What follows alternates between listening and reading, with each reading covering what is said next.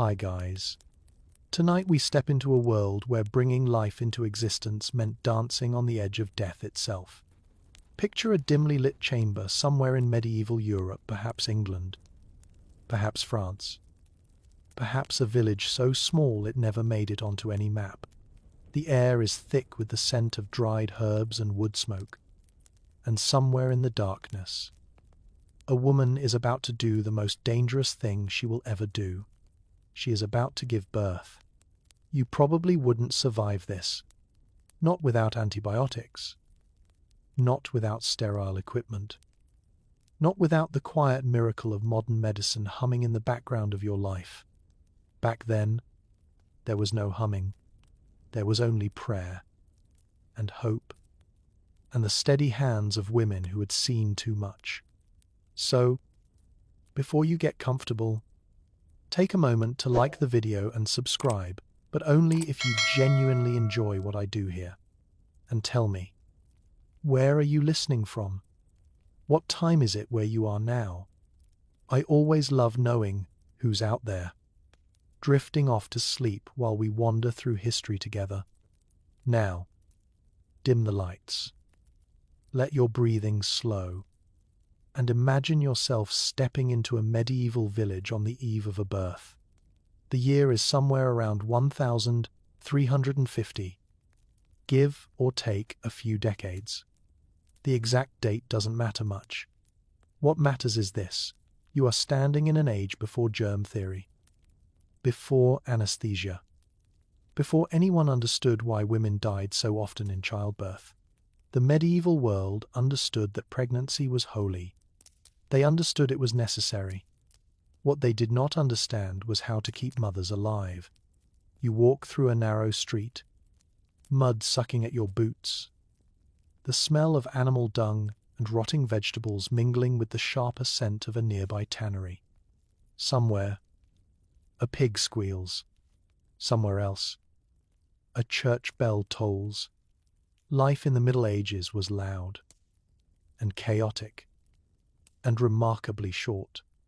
The average life expectancy hovered around 30 to 35 years. Though this number is a bit misleading, it's not that everyone dropped dead at 35, it's that so many died young, as infants, as children, as mothers in labor, that the average got dragged down like a stone sinking into a river. Here's a curious detail historians love to mention. If you survived childhood, you actually had a decent chance of reaching your 60s or even 70s. The real killer wasn't old age. It was the first few years of life. And it was childbirth. You pause outside a small cottage. The door is closed. And you can hear murmuring voices inside low, rhythmic, almost like chanting. A woman is in labor. This is not unusual. In the medieval world, pregnancy was as common as rain. Contraception existed in theory, but it was unreliable at best, and the church frowned upon it with the kind of deep, institutional frown that made people nervous. So women got pregnant. Often, many women spent the majority of their adult lives either pregnant, nursing, or recovering from childbirth, only to begin the cycle again. Think about that for a moment. Your body, never quite your own, always serving someone else, husband, child, church, kingdom. The medieval womb was not private property. It belonged to everyone except the woman carrying it. You lean closer to the cottage door, and the murmuring grows clearer. It's a prayer. Someone is reciting a prayer to Saint Margaret of Antioch, the patron saint of childbirth. According to legend, Margaret was swallowed by a dragon and burst free from its belly, which somehow made her the perfect intercessor for women trying to push babies out of their own bodies. The logic tracks. In a medieval sort of way, inside, the room is dark. Windows have been covered with heavy cloth to keep out evil spirits, and also, more practically, to keep out drafts. The air is warm and close, thick with the smell of sweat and blood and something herbal, maybe rosemary or mugwort. A fire crackles in the hearth, casting flickering shadows across the walls. You can barely make out the shape of the laboring woman, propped up on a low stool, surrounded by other women. No men are allowed here. This is women's work, women's mystery, women's domain. Historians still argue about how medieval people truly understood the mechanics of conception and pregnancy. Some scholars suggest that educated elites had a fairly sophisticated grasp of anatomy, borrowed from ancient Greek and Roman texts. Others point out that folk beliefs were wildly varied and often contradicted church teachings. The average peasant woman likely understood her body through a combination of inherited wisdom, superstition, and hard experience. She knew what worked because her mother had told her, and her mother before that. Knowledge passed from hand to hand, mouth to mouth, generation to generation. You step back from the cottage, the night is cold, and your breath fogs in the air. Above you, stars scatter across the sky like spilled salt, another bad omen, if you believe such things. And in the medieval world, everyone believed such things.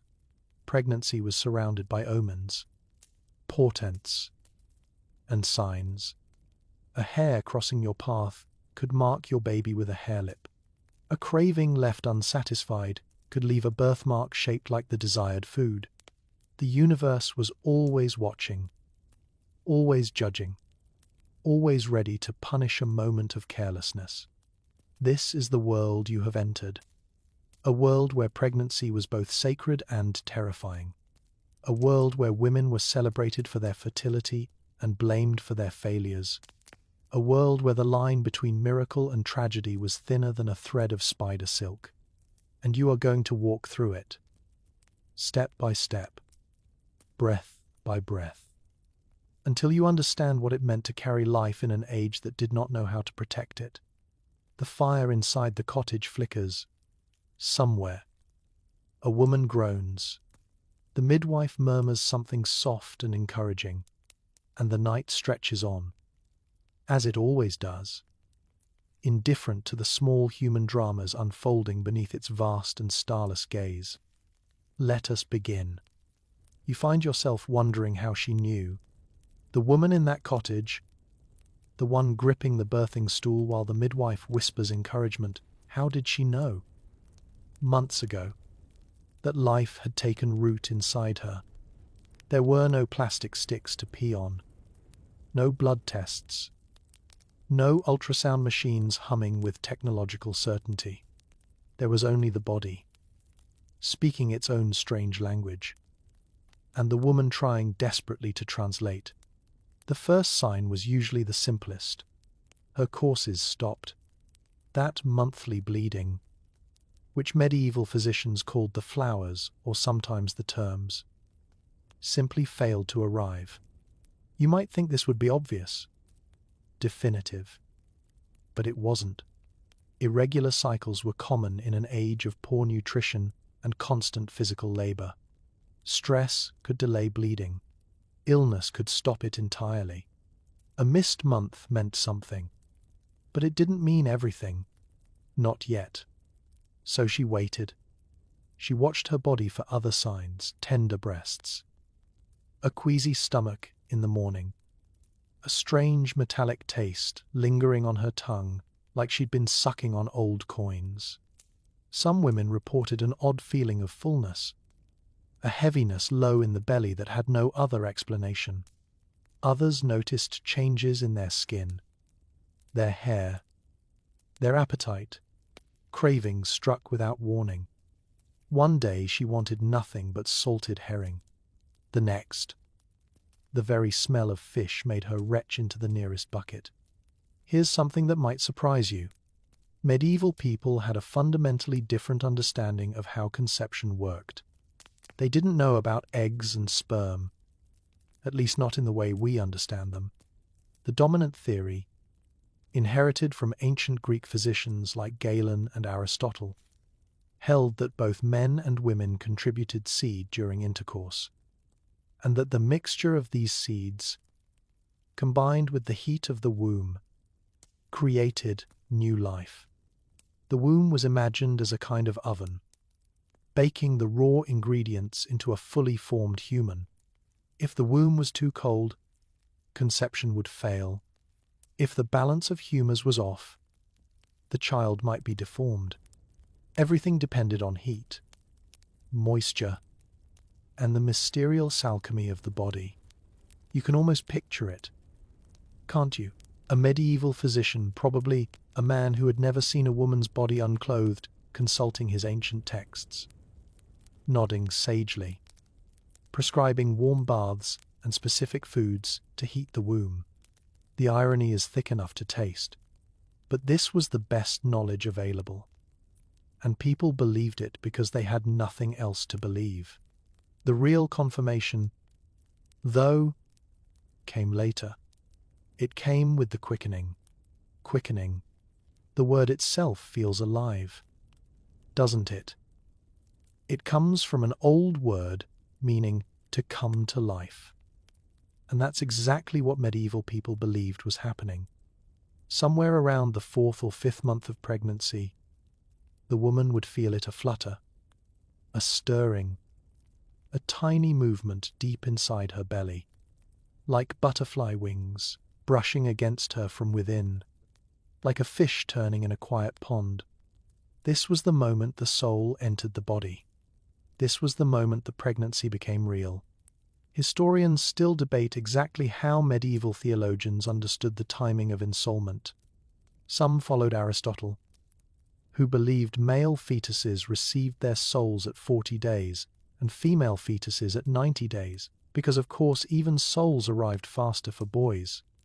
Others argued that ensoulment happened at conception itself, though this view was less popular until later centuries. The Church's official position shifted over time, tangled up in debates about original sin, baptism, and the fate of unbaptized infants. What everyone agreed on was this: once quickening occurred, the pregnancy was undeniably real, and ending it became a far more serious sin. Before quickening? Well, that was murkier. Some historians suggest that early-term abortions, induced through herbs or physical manipulation, were quietly tolerated in many communities. The logic was simple. If the soul hadn't arrived yet, was it really a life? This is a controversial area of scholarship, and the evidence is fragmentary at best. What we know for certain is that women had access to abortifacient herbs pennyroyal, tansy, rue, and that knowledge of these herbs passed through informal networks, whispered from mother to daughter, midwife to client. You imagine a young woman, perhaps 16 or 17, newly married and suddenly terrified. Her courses have stopped. Her stomach turns at the smell of bread baking. She places her hand on her belly and feels nothing yet, just the soft flesh of her own body, unchanged on the surface. But something is different. Something is growing, and she doesn't know whether to rejoice or weep. The waiting was its own kind of torture. Weeks stretched into months. She watched for signs, good and bad. A dream about fish supposedly meant a boy. A dream about flowers meant a girl. If she craved meat, the child would be strong. If she craved sweets, it might be sickly. Every twinge, every flutter of indigestion, every restless night became a message from the universe, a clue to be decoded. And then, one evening, she feels it. A movement so slight she almost misses it. A ripple, a shift, a presence announcing itself from the darkness inside her. She gasps. Her hand flies to her belly. There it is again, unmistakable now. Undeniable. Life. Actual life. Stirring beneath her skin. In that moment, everything changes. The pregnancy is real. The soul has arrived. She is no longer just a woman with a late cycle and a queasy stomach. She is a mother. Or at least she will be, if she survives the months ahead. The fire in your imagined cottage pops and crackles. Outside, an owl calls into the darkness, its voice low and mournful. You think about all the women who felt that first flutter and smiled, and all the women who felt it and wept, and all the women who never felt it at all because their bodies failed them before quickening could occur. Pregnancy in the Middle Ages was a journey into uncertainty, from the first missed course to the final push of labor. Nothing was guaranteed. The body kept its secrets close, revealing them slowly, reluctantly, like a miser doling out coins one at a time. And all a woman could do was wait, and watch, and pray that the stirring in her belly would someday become a cry in her arms. The woman who would guide that young mother through her ordeal was already on her way. You can hear her footsteps now, soft but purposeful, crunching through the frost-hardened mud of the village lane. She carries a bundle under her arm, clean linens, perhaps, or herbs wrapped in cloth, or the strange assortment of tools and talismans that marked her trade. She is the midwife, and in this world, she is one of the most important people you will ever meet. You step aside to let her pass, and she glances at you with eyes that have seen everything: birth and death, joy and tragedy, the first gasp of a newborn and the final sigh of a mother who couldn't hold on. Those eyes don't flinch. They don't look away. They simply assess, calculate, and move forward. There is work to be done. Midwives occupied a peculiar position in medieval society. They were essential, absolutely, undeniably essential, and yet they existed in a kind of shadow realm, respected and suspected in equal measure. Every village needed one. Every woman in labor called for one. But the church watched them with narrowed eyes, and the law regarded them with uneasy caution. To be a midwife was to walk a tightrope stretched across a chasm of societal anxiety. The word itself tells you something. Midwife comes from the Old English midwife, meaning with woman. That's all she was supposed to be, a woman who stood with other women in their most vulnerable moments. But of course, she was far more than that. She was healer, counselor, keeper of secrets, and guardian of the threshold between life and death.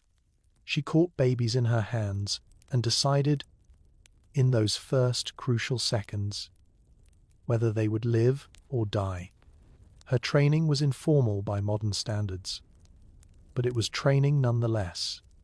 Most midwives learned their craft through apprenticeship, shadowing an experienced practitioner for years before being trusted to attend a birth alone. They learned to read the signs of labor, how to tell when a birth was progressing normally and when something had gone terribly wrong. They learned to turn a breech baby with their hands, reaching into the womb itself to guide a tiny body into the correct position. They learned which herbs could speed a slow labor and which could ease a mother's pain. This knowledge was precious, hard-won, and passed down through generations of women who never wrote a single word of it in any book. Here's a curious detail that historians love to debate. How much anatomical knowledge did medieval midwives actually possess? Some scholars argue that their practical experience gave them a sophisticated understanding of the female body, far surpassing that of university-trained male physicians who learned medicine from ancient texts rather than actual patients. Others suggest that midwives' knowledge was fragmented and inconsistent, varying wildly from region to region. practitioner to practitioner. The truth probably lies somewhere in between.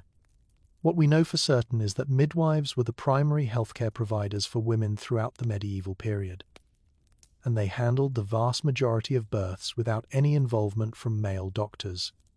You follow the midwife to the cottage door. She doesn't knock, she's expected. Inside, the other women make room for her. Stepping back with visible relief, the laboring mother looks up, her face slick with sweat, her eyes wide with fear and exhaustion. But when she sees the midwife, something in her expression softens. Help has arrived. Someone who knows what to do is finally here. The midwife sets down her bundle and begins her examination. Her hands are gentle but firm, pressing against the swollen belly, feeling for the position of the child within. She murmurs something reassuring. You can't quite hear the words, but the tone is unmistakable. Calm, confident, in control. This is a woman who has done this 100 times, 1,000 times. She knows the rhythms of birth the way a sailor knows the rhythms of the sea. But here's the thing about midwives that made the church nervous. They knew too much. They knew about women's bodies in ways that men did not, could not, were not permitted to know. They knew how to prevent pregnancy as well as how to deliver babies. They knew which herbs could bring on a late menstrual period, wink, and which could ease the pain of labor, despite theological arguments that such pain was Eve's rightful punishment.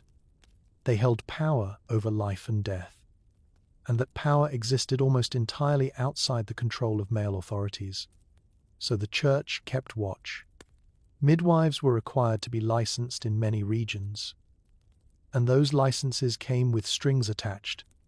They had to swear oaths promising to baptize dying infants immediately, to refuse to perform abortions, to report any suspicious births, illegitimate children, deformed babies, anything that might suggest witchcraft or divine punishment. They were forbidden from using charms or incantations, though historians suspect many continued to do so in secret. How could they not, when a mother was bleeding out and nothing else was working?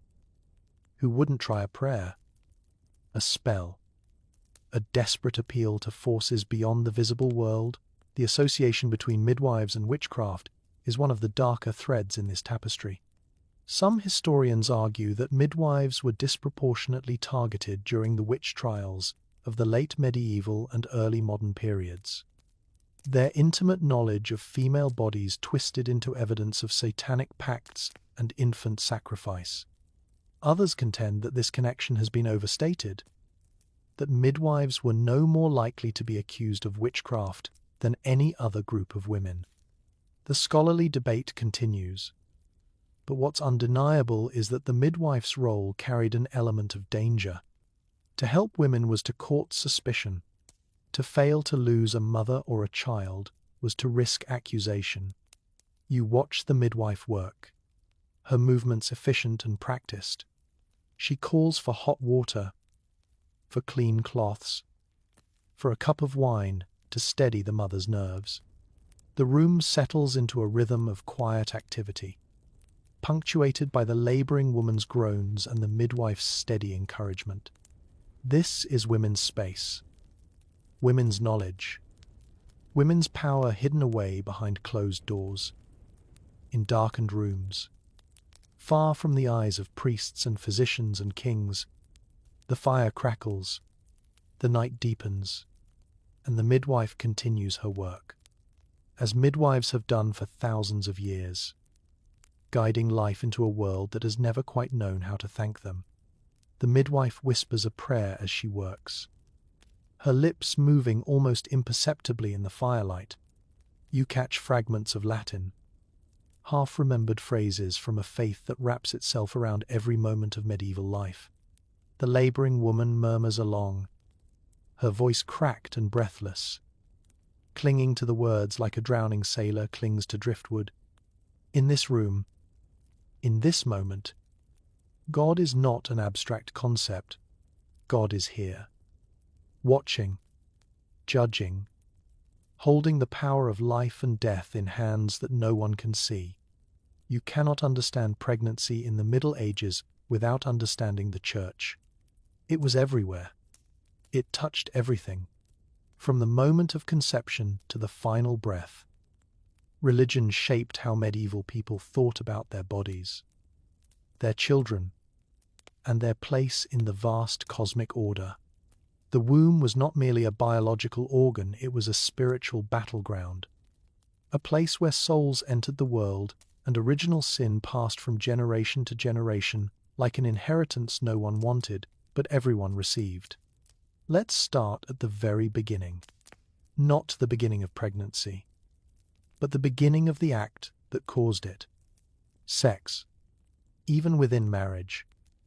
The Church had opinions about when, how, and why a couple should engage in intercourse.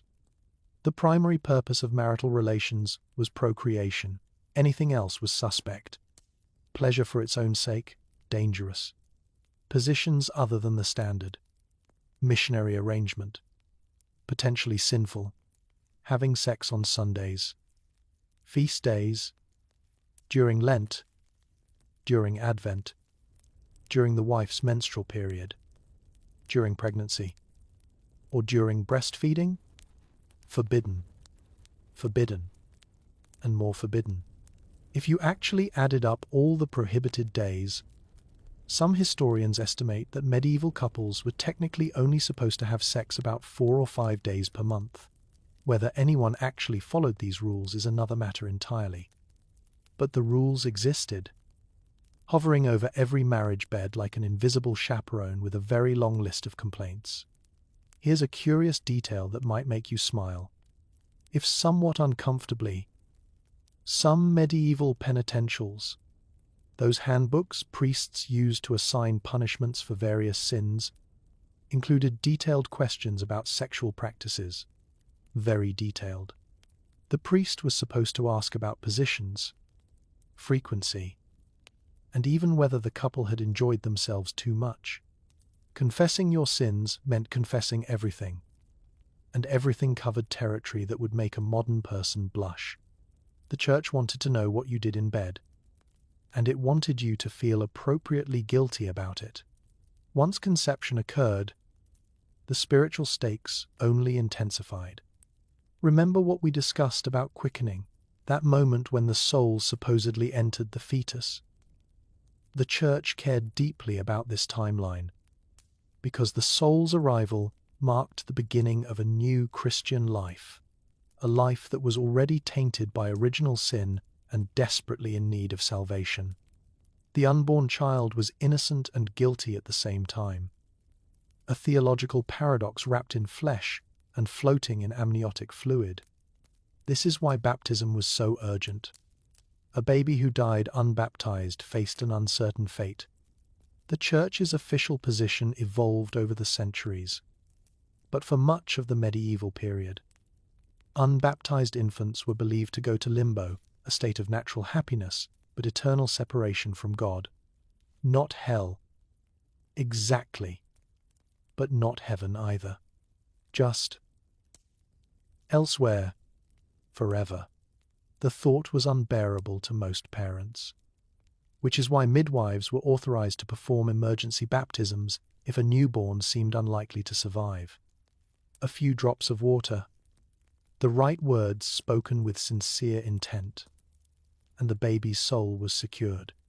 It was one of the midwife's most sacred responsibilities, and failure to perform this duty could result in serious consequences, both spiritual and legal. The laboring woman in our cottage has probably been praying for months. Not just for a safe delivery, though, certainly for that, but for a healthy child. A living child. A child who would draw breath long enough to receive the sacrament of baptism and secure its place in the Christian afterlife. She has likely made offerings at church, lit candles before statues of the Virgin Mary, perhaps even undertaken a small pilgrimage to a local shrine known for helping pregnant women. Saint Margaret, the dragon slayer we mentioned earlier. was popular. So was Saint Anne, the mother of Mary, and Saint Gerard, who would later become the patron saint of expectant mothers. Historians still debate how much genuine religious devotion motivated these practices versus how much was simply tradition, social expectation, or desperate bargaining with the universe. Some scholars argue that medieval people had a deep, sincere faith that shaped every aspect of their lives.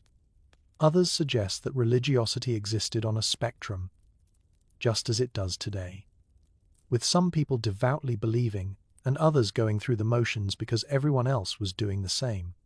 The truth probably varied from person to person, village to village, century to century. What's clear is that the rituals existed, and women participated in them, whether out of faith or fear or some complicated mixture of both. The prayers surrounding childbirth were specific and numerous. There were prayers to recite at the onset of labor, prayers for when labor stalled, prayers for when the pain became unbearable. Some women wore holy relics during delivery, scraps of cloth that had touched a saint's bones, tiny pouches of blessed herbs, copies of prayers written on parchment and tied around the belly or thigh. Girdles supposedly worn by the Virgin Mary herself were particularly prized. Several churches claimed to possess authentic examples, and women would travel considerable distances to borrow them for their confinements. Did these relics actually help in a physical sense? Certainly not. But in a psychological sense, perhaps they did. Belief is a powerful thing, and a woman who felt protected by the Virgin's own garment might have found the strength to endure just a little longer.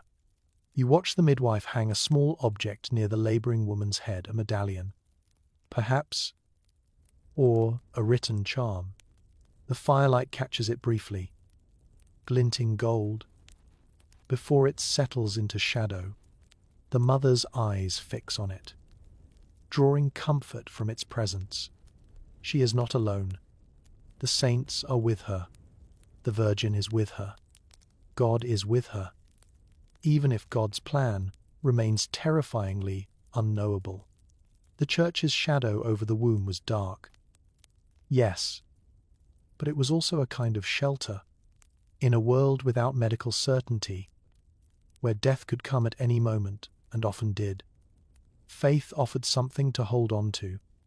It offered explanations for suffering, hope for salvation, rituals to perform when action felt impossible. Was it controlling? Absolutely. Was it oppressive? Often. But was it also, in its strange way, a source of comfort? The woman in labor would probably say yes. Right now, with her body splitting open and the night pressing in, she needs every comfort she can find. The midwife reaches into her bundle and produces a small clay pot, its contents dark and pungent. She dips a finger in and touches it to the laboring woman's lips, something to give her strength, perhaps, or to ease the pains that roll through her body like waves against a shore. You find yourself wondering what's in that pot. Honey? Herbs? Something stranger? And then your mind drifts backward to all the months before this night, to all the things this woman ate and drank and craved and feared, while the life inside her slowly grew. Eating for two. We still use that phrase today, usually as a joke, usually as an excuse to reach for a second slice of cake. But in the medieval world, the concept was deadly serious. What a pregnant woman consumed didn't just affect her own health, it shaped the very essence of the child forming within her womb.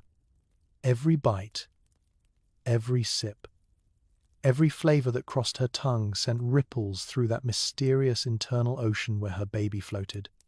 The stakes could not have been higher. Medieval dietary advice for pregnant women was a complicated tangle of medical theory, folk wisdom, and outright superstition. Physicians who followed the teachings of Galen and Hippocrates believed that health depended on the balance of four humors: blood, phlegm, yellow bile, and black bile. Each food possessed its own humoral qualities, hot or cold, wet or dry, and eating the wrong combination could throw the body disastrously out of balance. Pregnancy, they believed, was a naturally hot and moist state, so women were often advised to avoid foods that were excessively heating. Too much pepper, too much ginger, too much spiced wine, and the womb might become overheated, potentially harming the child or even causing miscarriage. But here's where it gets interesting. The advice varied wildly depending on who you asked. One physician might recommend avoiding fish, while another insisted that fish was essential for a healthy pregnancy. Some authorities warned against eating hair, believing it could cause a hair lip in the baby. Others dismissed such notions as peasant nonsense. The scholarly debate was fierce, and ordinary women were left to navigate a maze of contradictory instructions with their babies' lives hanging in the balance. You imagine a pregnant peasant woman standing before her meagre hearth, stirring a pot of pottage that thick, ubiquitous stew of grains, vegetables, and whatever scraps of meat or bone she could scrounge. The smell rises to meet you, earthy, slightly sour, with the sharp green note of whatever wild herbs she's thrown in for flavor. This is what most pregnant women ate, day after day, because this is what most people ate. Variety was a luxury. Choice was a fantasy. You ate what you had, and you hoped it was enough. For wealthy women, the situation was different, but no less complicated. A noblewoman might have access to exotic spices, fine meats, fresh fruits, and delicate pastries. But she was also more likely to receive formal medical advice that often restricted her diet in frustrating ways. She might be told to avoid anything too rich, too spicy, too cold, too exciting. Moderation was the watchword. Balance was the goal. And yet, her body craved what it craved, regardless of what any physician said. Cravings. Here's a curious detail that medieval people took very, very seriously. They believed that an unsatisfied craving could literally mark the unborn child. If a pregnant woman desperately wanted strawberries but couldn't obtain them, her baby might be born with a strawberry-shaped birthmark. If she longed for wine and was denied, the child might bear a wine-colored stain upon its skin. This belief was called maternal impression, and it held tremendous power over how pregnant women were treated. Denying a craving wasn't just unkind, it was dangerous. It was reckless. It was practically inviting disaster. The flip side of this belief was equally strange. A pregnant woman's gaze, her thoughts, her emotional state, all of these were thought to influence her baby's development. If she looked upon something ugly or frightening, the child might be born with deformities. If she spent too much time thinking about a particular animal, the baby might take on that animal's characteristics. Some authorities even warned pregnant women against looking at paintings of monsters or demons, lest those images somehow imprint themselves upon the innocent flesh growing inside them. You can almost feel the weight of this constant vigilance, can't you? Every thought monitored, every glance measured, every fleeting desire examined for potential danger. It must have been exhausting, carrying not just a child but also the terrible responsibility of protecting that child from your own uncontrolled mind. The medieval pregnant woman couldn't just eat, she had to eat correctly, virtuously, strategically. And if something went wrong, if the baby emerged with a mark or a defect, the whispers would start. What did she look at? What did she crave? What did she do wrong? Historians still argue about how widespread these beliefs actually were. Some scholars suggest that maternal impression theory was primarily an elite concern, something physicians and theologians debated while ordinary peasants got on with their lives without much thought for such matters. Others contend that these ideas filtered down to every level of society, shaping how all pregnant women were treated and how they understood their own experiences. The evidence is fragmentary. We have medical texts and theological treatises, but we have far fewer records of what actual women believed and felt. What we do know is that food was never just food during pregnancy. It was medicine, magic, and moral test, all wrapped into one. A woman who ate well, who satisfied her cravings, who avoided forbidden substances, was doing everything in her power to give her child the best possible start. A woman who failed, whether through poverty, ignorance, or simple bad luck, might carry that guilt for the rest of her life. Every time she looked at her child's birthmark or unexplained deformity, the laboring woman in our cottage probably ate her pottage dutifully, month after month, adding extra portions when she could afford them, praying over every bowl. She probably indulged her cravings when possible, begging her husband to find her apples in winter or fresh bread when the grain stores were running low. She probably avoided hair and kept her eyes away from anything frightening, just to be safe. And now, as the contractions grip her body and the sweat runs down her face, she can only hope it was enough. She can only hope that everything she consumed, everything she craved, everything she carefully did and didn't look at, has prepared this child for the brutal journey ahead. The midwife offers her another taste from that mysterious pot. She accepts it gratefully, the flavor bitter and strange on her tongue. Whatever it is, she trusts it. At this point, she has no other choice.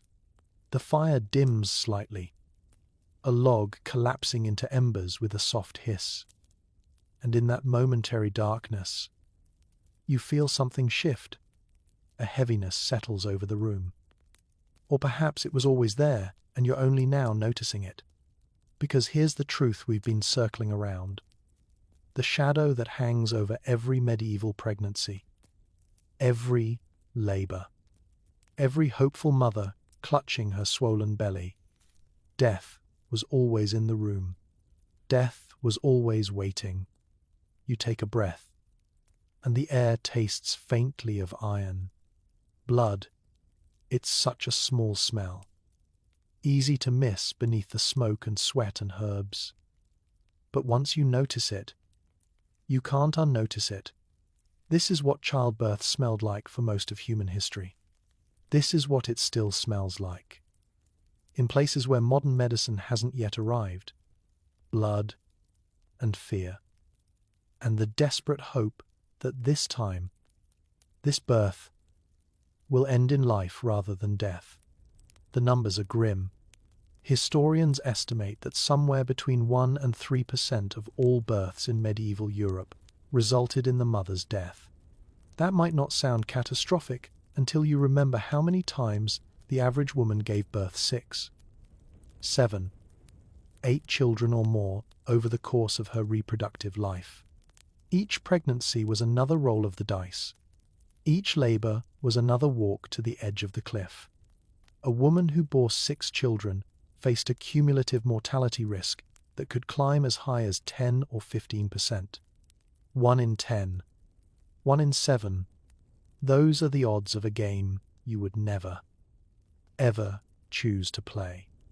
And the children, their odds were even worse. Infant mortality in the medieval period hovered somewhere between 20 and 30%, meaning that roughly 1 in 4 or 1 in 5 babies died before reaching their first birthday. Some estimates push even higher for certain regions and time periods. If you include stillbirths and miscarriages, the picture becomes darker still. Many women experience the heartbreak of losing a child before it ever drew breath, their bodies expelling half-formed hopes into blood-soaked linens. You watch the laboring woman in the cottage. her face contorted with effort. And you understand something with sudden, visceral clarity. She knows these numbers, not as statistics, not as percentages. She's never seen a graph or a chart in her life, but as lived experience. She knows because her sister died in childbirth 3 years ago. She knows because her neighbor lost 2 babies last winter. One to fever and one to something no one could explain. She knows because the village cemetery is full of tiny graves, and she's helped dig some of them herself. Death in childbirth was so common that it had its own rituals, its own protocols, its own grim routines. When labor began, a woman's affairs were supposed to be in order. Debts settled, confessions made, last wishes communicated to those who would carry them out if she didn't survive the night. Some women wrote letters to their unborn children, to be delivered if the mother died, bringing them into the world. Others made arrangements for their older children's care, knowing that a newborn without a mother faced its own steep odds of survival. Here's a curious detail that reveals just how normalized maternal death had become. Many medieval wills and legal documents included provisions for what would happen if my wife dies in childbed. It was a standard clause, as routine as specifying who would inherit the farm equipment. Not if she dies when, or, at least, when it happens, because everyone understood that it might happen at any time. The causes of death were numerous and brutal. Hemorrhage was a constant threat, the body simply bleeding out faster than anyone could stop it. The linens soaking red. The midwife's hands slippery and useless against the tide. Infection was another killer, though no one understood why. They called it childbed fever, or puerperal fever, and it struck in the days following delivery, turning a healthy new mother into a shivering, delirious corpse within a week. We now know that childbed fever was caused by bacterial infection, often introduced by the very hands that had helped deliver the baby. But medieval people had no germ theory to explain why some women sickened and others didn't. It seemed random, cruel, a punishment from God or a curse from an enemy. Obstructed labor killed too, when a baby was too large, or positioned wrong, or when the mother's pelvis was too narrow, deformed. Perhaps, by childhood malnutrition or rickets, the labor could stall for hours, then days. The mother's strength would fade, the baby would weaken, and eventually, inevitably, one or both would die. There were techniques for dealing with difficult births, and we'll explore them later. But they were desperate measures with desperate outcomes. Sometimes they worked, often they didn't. Historians still debate the exact mortality figures for medieval childbirth, because the records are incomplete and often biased. Parish registers, when they exist, tend to undercount deaths, especially deaths of the poor, the rural, the marginal. Some scholars argue that the numbers were actually worse than we think, that countless women died unrecorded, their passing marked only by a wooden cross in an unmarked grave. Others suggest that mortality rates varied enormously by region, by class, by access to skilled midwives and adequate nutrition. A well-fed noblewoman, attended by an experienced practitioner, faced different odds than a malnourished peasant laboring alone in a drafty hut. What's not debated is the psychological weight of all this death. Women entered pregnancy knowing they might not survive it. They made their peace with God, settled their accounts with the world, and then they waited months of waiting, feeling the child grow, feeling their bodies change, feeling the clock tick down toward a labor that might be their last. The courage this required is almost impossible for us to comprehend. They weren't heroes in any dramatic sense. They were simply women doing what women had always done. what their mothers had done, what their daughters would do after them. But they did it knowing the risks. And they did it anyway. Because what other choice was there? The woman in our cottage groans.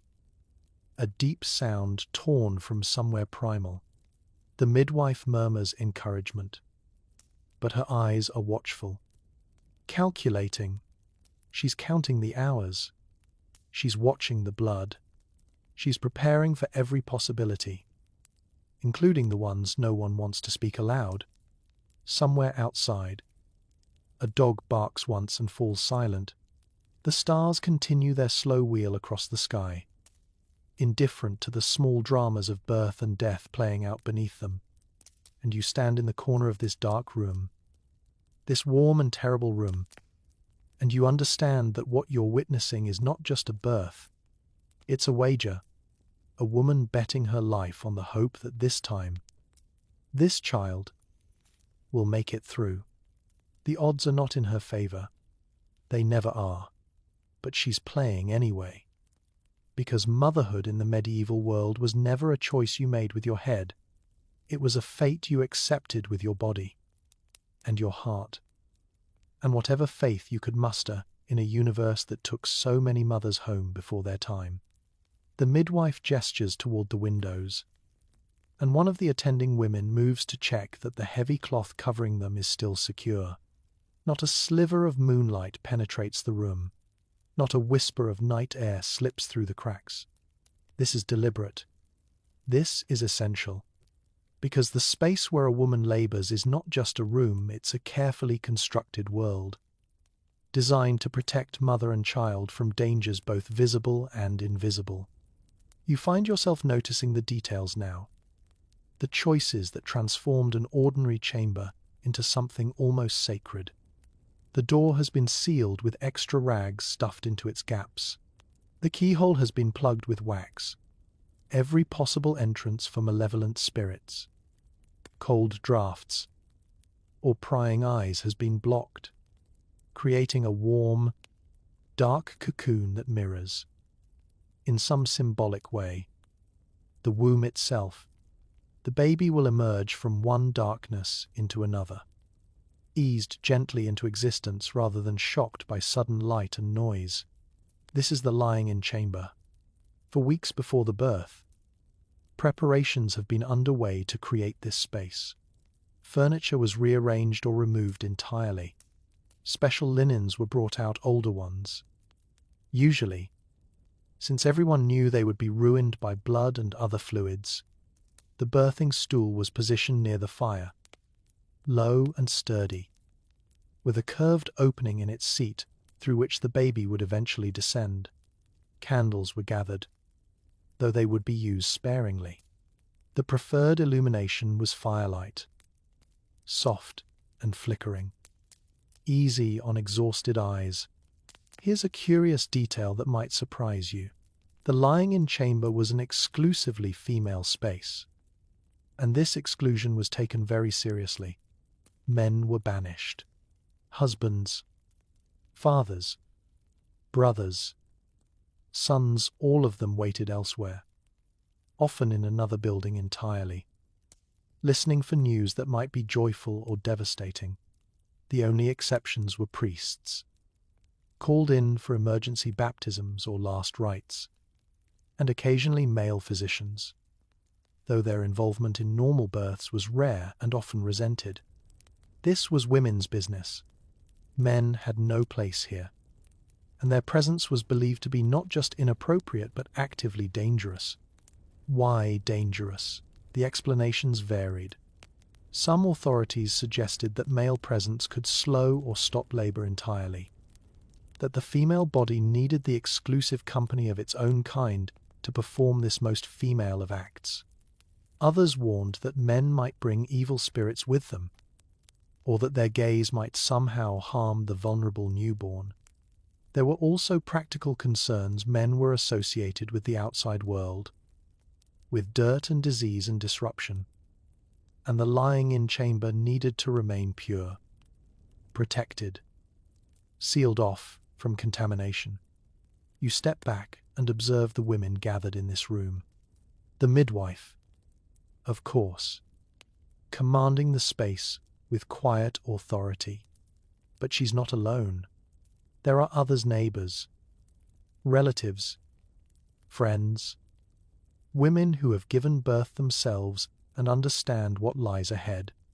They call themselves gossips, a word that didn't yet carry its modern negative connotation. To be a gossip was to be a godparent in waiting, a witness, a helper. These women would support the mother through her labor, holding her hands, wiping her brow, speaking words of encouragement when her strength began to fail.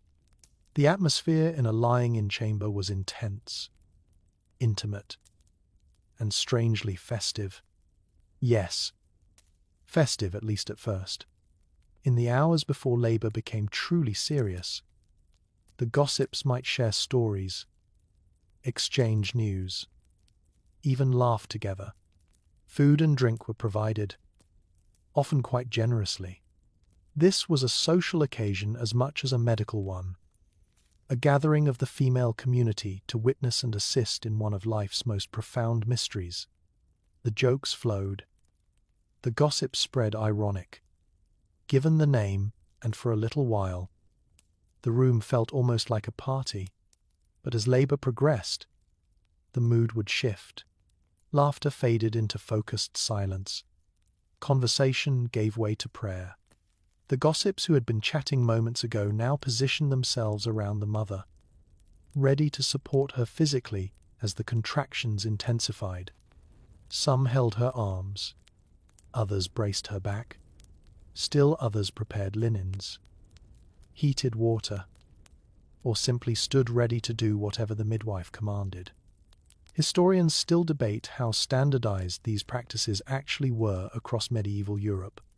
Some scholars argue that the lying-in chamber, with its sealed windows and female-only attendants, was a near-universal institution, found in every village and every social class, with only minor variations. Others contend that practices varied enormously depending on region, culture, and economic circumstances. A peasant woman might labor in the same room where her family cooked and slept, with minimal preparation and whoever happened to be available to help. A noblewoman might have an entire suite of rooms dedicated to her confinement, staffed by multiple midwives and attended by dozens of well-born gossips. What seems clear is that the idea of the lying-in chamber mattered. Even if the reality didn't always match the ideal, there was a right way to do this, a proper way. And communities that could afford to follow the protocols did so with considerable care. The chamber was more than just a physical space, it was a symbol of the community's investment in its mothers and children, a visible demonstration that this birth mattered, that this woman mattered, that the fragile new life about to enter the world would be received with preparation and protection. The smell in our cottage has changed. Earlier, it was smoke and herbs and the iron tang of blood. Now there's something else, something warm and animal. The scent of a body working at its absolute limit. The laboring woman's shift is soaked through with sweat. Her hair clings to her forehead in dark, wet strands.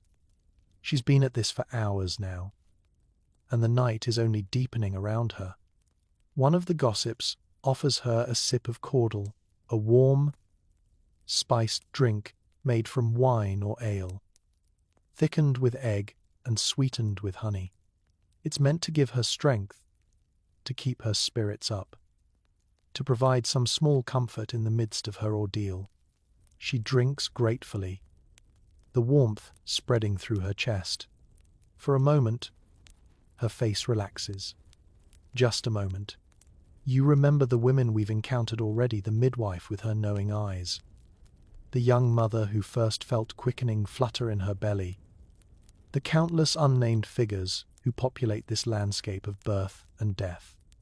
They're all connected, all part of the same ancient chain of women helping women, generation after generation. The lying-in chamber is just the most visible expression of this bond, this solidarity, this shared understanding that when one woman labors, no woman should labor alone. The fire crackles. Someone adds another log, and the flames leap higher briefly before settling into a steady glow. The shadows on the walls dance and shift, making the room feel larger and smaller at the same time, like a living thing breathing around you. Outside, the world continues without interruption, animals sleeping, stars turning, frost forming on the edges of leaves. But in here, time has a different quality. It stretches and contracts according to the rhythms of the laboring body. Minutes feel like hours. Hours feel like minutes. And everyone waits. Together, in this dark and sacred space. For the moment when waiting will finally end. The midwife checks the mother's progress again. Her expression gives nothing away, but her hands move with increased purpose. Something is shifting. Something is changing. Soon, the real work will begin. The midwife nods once, a small but significant gesture, and the energy in the room changes. The gossips who had been resting against the walls now move into position, their faces set with quiet determination. The laboring woman shifts on her stool, her hands gripping the wooden armrests until her knuckles turn white. This is it. The long labor, the real labor has begun. You watch as she bears down, her whole body curling inward with the effort, a low groan rising from somewhere deep in her chest. The sound is primal, almost animal, and it echoes off the stone walls of the cottage. No one tells her to be quiet. No one shushes her. In the lying-in chamber, a woman could make whatever sounds her body demanded.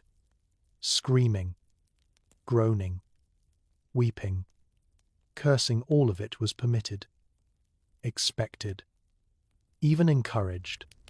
This was not a place for polite restraint. This was a battlefield, and she was the only soldier who could fight. The birthing stool beneath her is a simple but ingenious device, low to the ground, with a curved seat and an open front. It allows gravity to assist in the delivery while giving the midwife access to do her work. Some stools were plain wooden constructions, rough and utilitarian. Others, belonging to wealthier families, were padded and decorated, almost throne-like in their grandeur. A few were even passed down through generations, acquiring an almost sacred status, the stool where grandmother labored, where mother labored, where daughter now labors in turn. But the stool is only one option. Medieval women gave birth in a variety of positions, depending on the stage of labor, the preferences of the midwife, and the strength remaining in the mother's body. Some squatted on the floor, supported by gossips on either side. Others knelt on cushions or straw, leaning forward against a pile of linens. Still others stood upright, gripping ropes suspended from the ceiling or attached to sturdy beams, using their own weight to help push the baby downward. Here's a curious detail that historians find fascinating: the horizontal, on your back position that dominates modern hospital births was almost unknown in the medieval world. It didn't become standard until much later, when male physicians began attending births in greater numbers and preferred positions that gave them better visibility and control.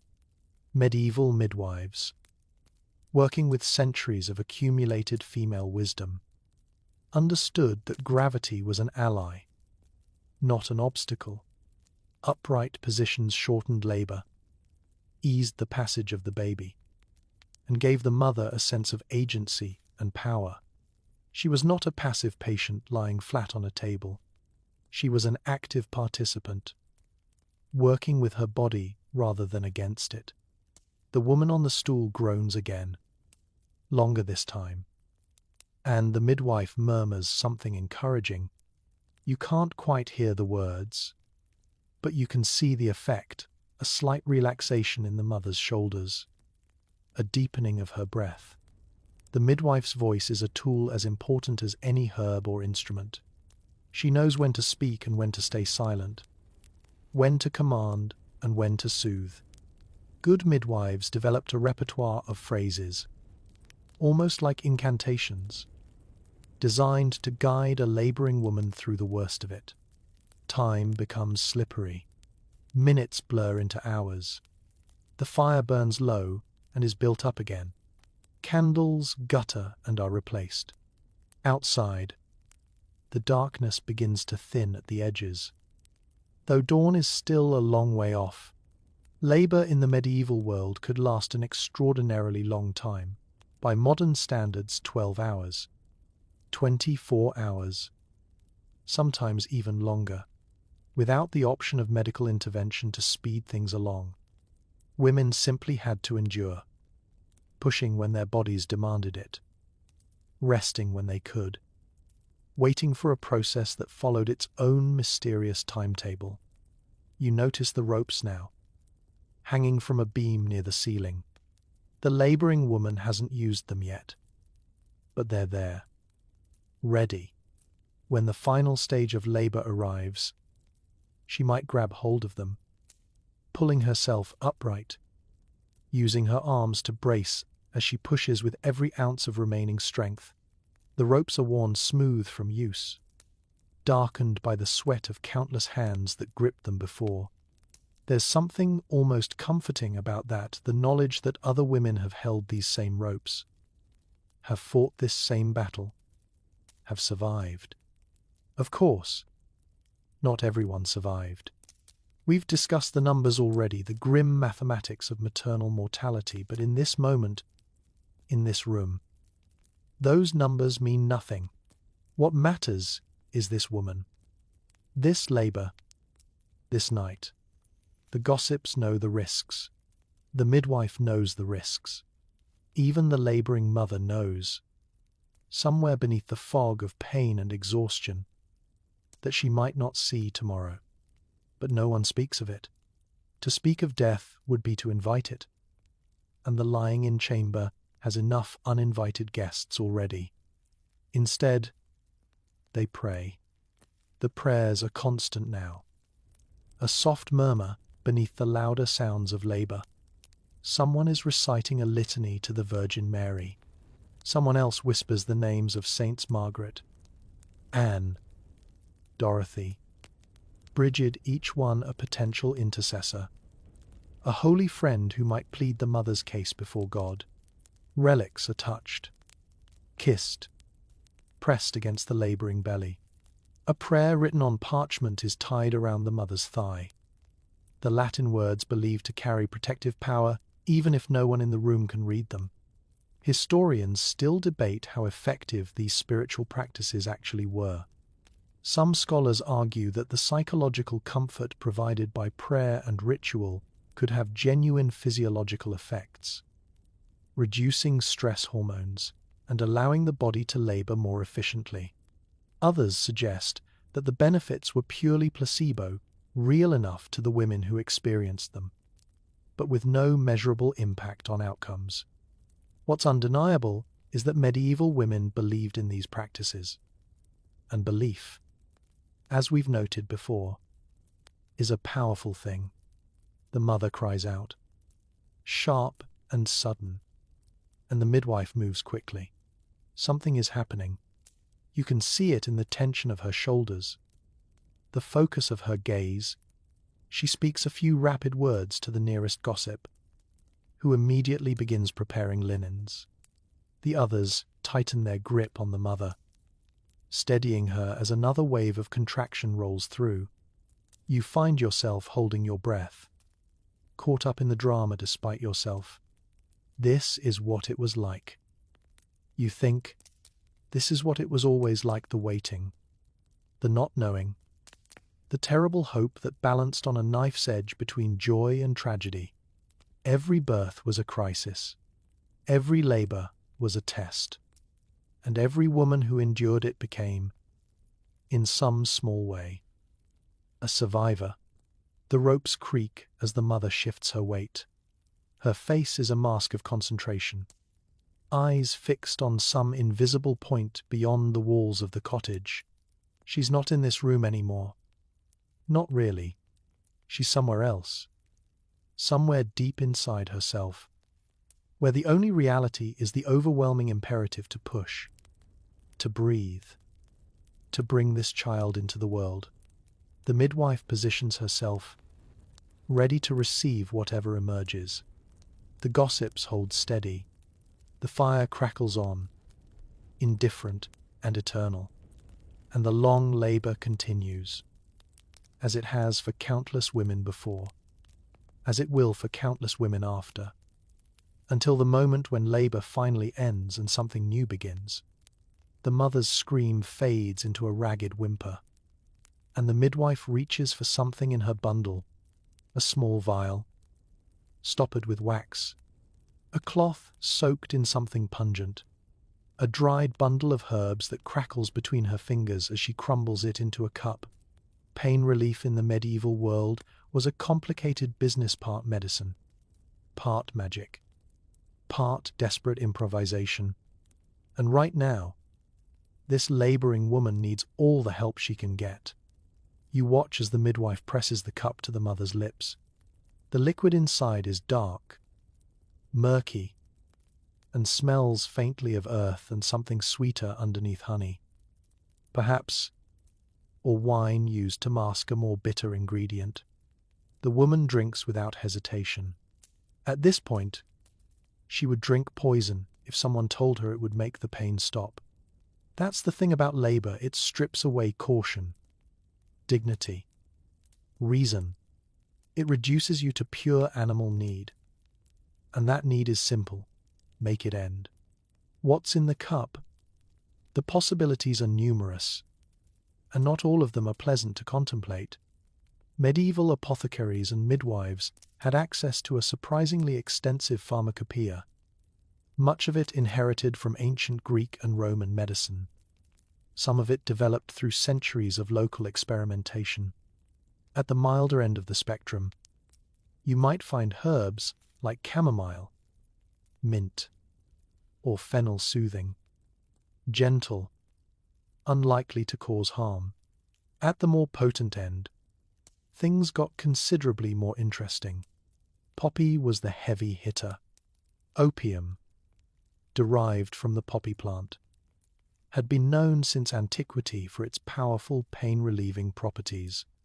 Medieval physicians understood that poppy preparations could dull even the most excruciating agony, and they used them carefully, sparingly, with appropriate caution about the risks of overdose.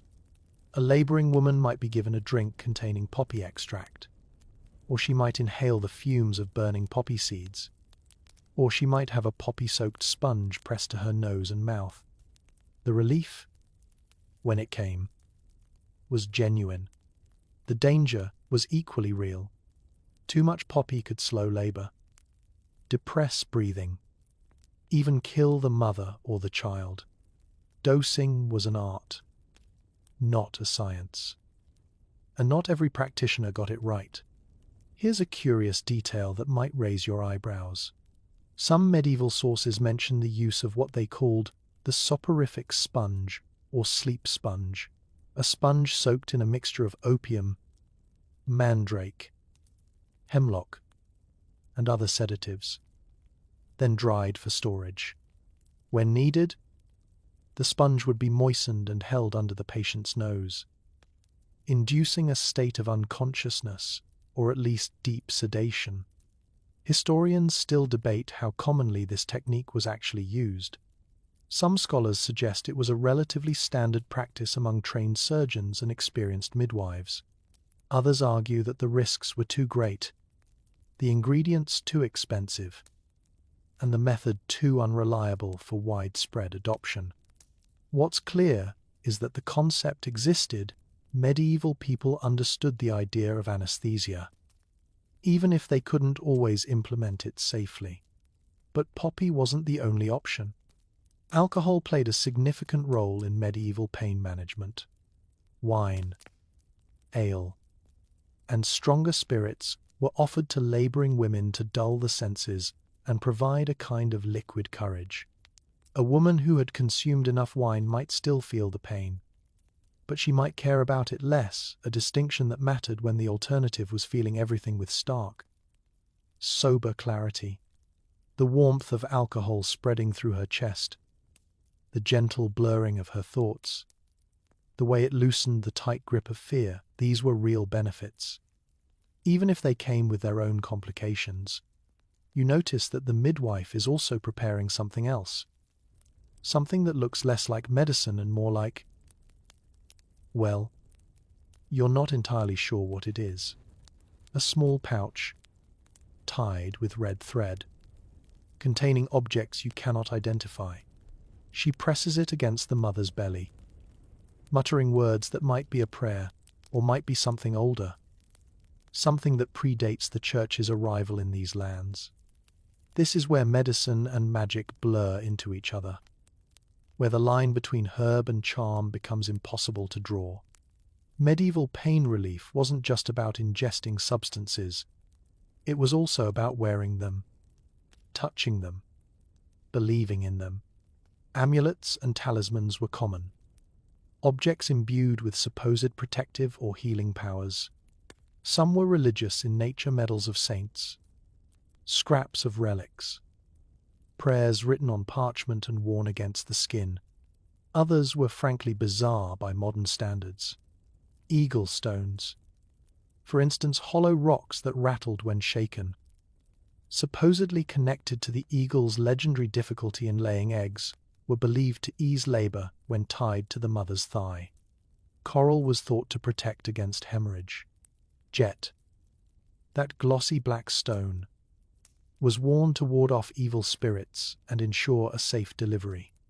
And then there were the truly strange remedies, the ones that make you grateful for modern medicine. Some medieval texts recommend applying the dung of eagles, or horses, or other animals to the laboring woman's belly. Others suggest that the husband's shoe, placed near the bed, could speed delivery. Still others describe complex rituals involving specific prayers, recited a specific number of times at specific moments during labor. Whether any of these practices actually worked is almost beside the point. They gave people something to do, some sense of control in a situation that was fundamentally uncontrollable. And sometimes that was enough. The laboring woman's breathing has slowed slightly. Whatever was in that cup seems to be taking effect, the sharp edges of her pain blunting just enough to give her a moment's respite. She leans back against the gossip supporting her, her eyes half closed, gathering strength for what's still to come. The midwife watches her closely, alert for any sign that the remedy has gone too far, that the balance has tipped from helpful to dangerous. You think about all the women who came before, who drank the same murky cups, who wore the same strange amulets, who breathed the same poppy-scented air. How many of them found relief? How many slipped too far into sedation and never came back? How many clutched their eagle stones with white-knuckled faith, believing with every fiber of their being that this bit of rattling rock would save them? The historical record is silent on these individual experiences. It tells us what remedies existed, but it rarely tells us whether they worked. That knowledge died with the women who tested them. There's something almost heroic about medieval pain management. If you think about it, these were people trying desperately to ease suffering with the limited tools available to them. They experimented, observed, passed down what seemed to work, and discarded what didn't. They weren't stupid or superstitious, or rather, they were no more superstitious than any humans facing the incomprehensible mystery of pain. They did their best. Sometimes their best was remarkably effective. Sometimes it was tragically inadequate. The fire pops, sending a small shower of sparks up the chimney. The mother shifts on her stool, her moment of rest ending as another contraction begins to build. The midwife sets aside her vials and pouches, her attention returning fully to the task at hand. Whatever relief has been offered, it's only temporary. The pain will return, it always returns, and when it does, there's nothing to do but endure. The gossips resume their positions, the prayers resume their murmur, and the long night continues, measured in contractions and breaths, and the slow, stubborn progress of a child determined to enter the world. The midwife's expression changes. It's subtle, a tightening around the eyes, a slight pressing together of the lips, but you notice it immediately. Something is wrong. After hours of steady progress, something has shifted, and the careful optimism that had been building in the room begins to drain away like water through cracked stone. She reaches beneath the mother's shift, her hands disappearing into the darkness between the laboring woman's thighs. Her fingers probe, assess, and when she withdraws them, her face confirms what her touch has already told her. The baby is not positioned correctly. Instead of the head presenting first, as it should, there's something else, a shoulder, perhaps, or a foot, or the curve of a tiny bottom wedged against the opening that's meant to let it through. This is a breech birth.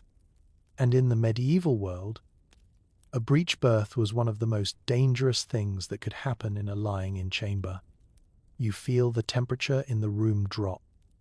Though the fire still burns steadily, the gossips exchange glances, their eyes communicating what their mouths dare not speak.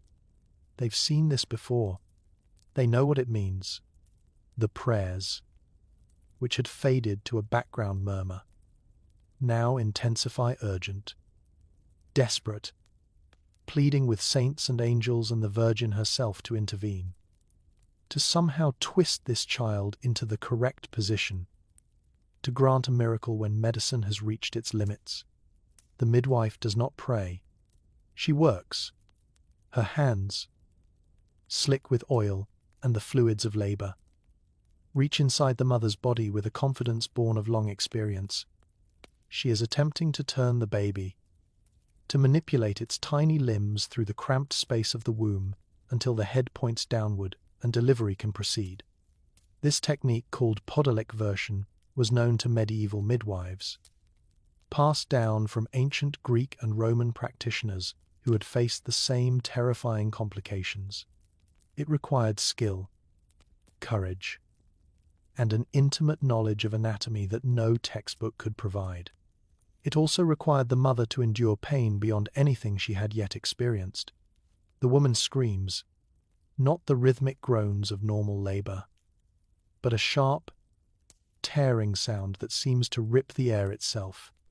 The gossips hold her down, their faces grim, their grips unbreakable. Someone presses a cloth between her teeth to keep her from biting through her own tongue.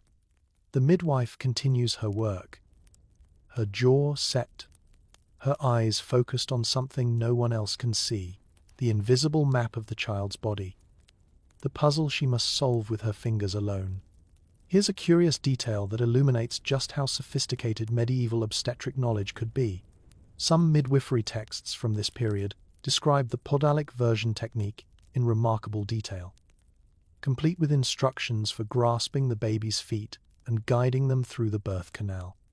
These weren't primitive guesses, they were genuine medical procedures, tested and refined over centuries. Historians debate how widely this knowledge was actually disseminated, whether it was confined to elite urban midwives or spread throughout the countryside, but the knowledge existed. Medieval people understood that breech births could sometimes be corrected. They just couldn't always correct them successfully. The minutes stretch like hours. The mother's screams fade to exhausted whimpers, her strength draining with every heartbeat. And then a shift. The midwife's expression changes again. This time, with a flicker of hope. She has found what she was looking for. Her hands move with renewed purpose, guiding, turning, coaxing the child into a position that might, just might, allow it to be born alive. But breech presentation is only one of the many things that can go wrong during medieval childbirth. Hemorrhage looms as a constant threat, the body's blood pouring out faster than anyone can stop it. You've smelled the iron tang of blood since you entered this room. But now imagine that smell intensifying tenfold. The linens beneath the mother soaking crimson. The floor becoming slippery and treacherous. Medieval midwives had techniques for managing bleeding, applying pressure, using styptic herbs, elevating the mother's legs, but these measures were often inadequate against serious hemorrhage. When a major blood vessel tore, when the placenta detached too early, when the uterus simply refused to contract after delivery, women bled to death, quickly, sometimes, slowly, other times, but the outcome was often the same: infection, too, though no one understood it as such. In the days following delivery, even a birth that seemed successful could turn deadly. The mother would develop a fever, her skin flushing hot, her pulse racing. She would complain of pain in her belly, a deep and worsening ache that no remedy could touch. Within days, sometimes hours, she would be dead, killed by bacteria that had entered her body during the delivery itself. We call it puerperal fever now, or childbed fever, and we know that it was often caused by the very hands that helped bring the baby into the world. But medieval people had no germ theory, no concept of invisible pathogens. They saw only the fever, the suffering, the inexplicable death of a woman who had seemed healthy just days before. And then there were the truly desperate situations, the ones that forced impossible choices, when labor stalled completely, when the baby could not be delivered no matter what techniques were attempted. Someone had to decide, save the mother or save the child. The Church's position was clear: the child's soul must be preserved at all costs, which meant baptism must be performed, even if it required reaching into the womb to baptize an infant that could not be born alive. Some theologians argued that the child's life should be prioritized over the mother's, since the child was innocent and unbaptized, while the mother had presumably already received the sacraments. In practice, however, midwives and families often made different calculations, choosing to sacrifice the unborn child in order to save the woman who was already a wife, a mother to living children, a vital member of her community. The tools for such sacrifices existed. Medieval surgical texts describe instruments designed to dismember a dead or dying fetus in order to extract it from the womb hooks, knives, and forceps that could crush, cut, and pull. These procedures were brutal, horrifying, and often deadly to the mother as well.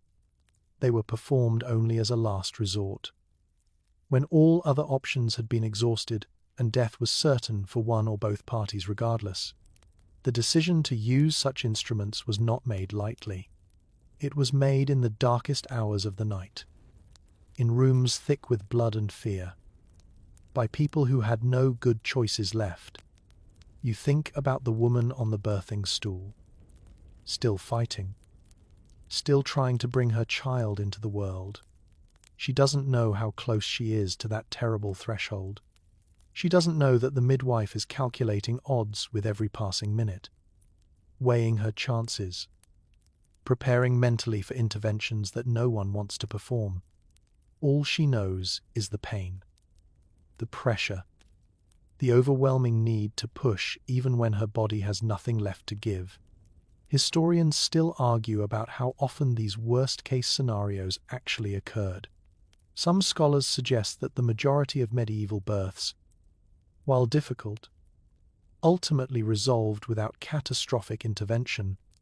Others contend that the silence of the historical record, the absence of detailed accounts, indicates that such horrors were too common to be noteworthy, too routine to merit special mention.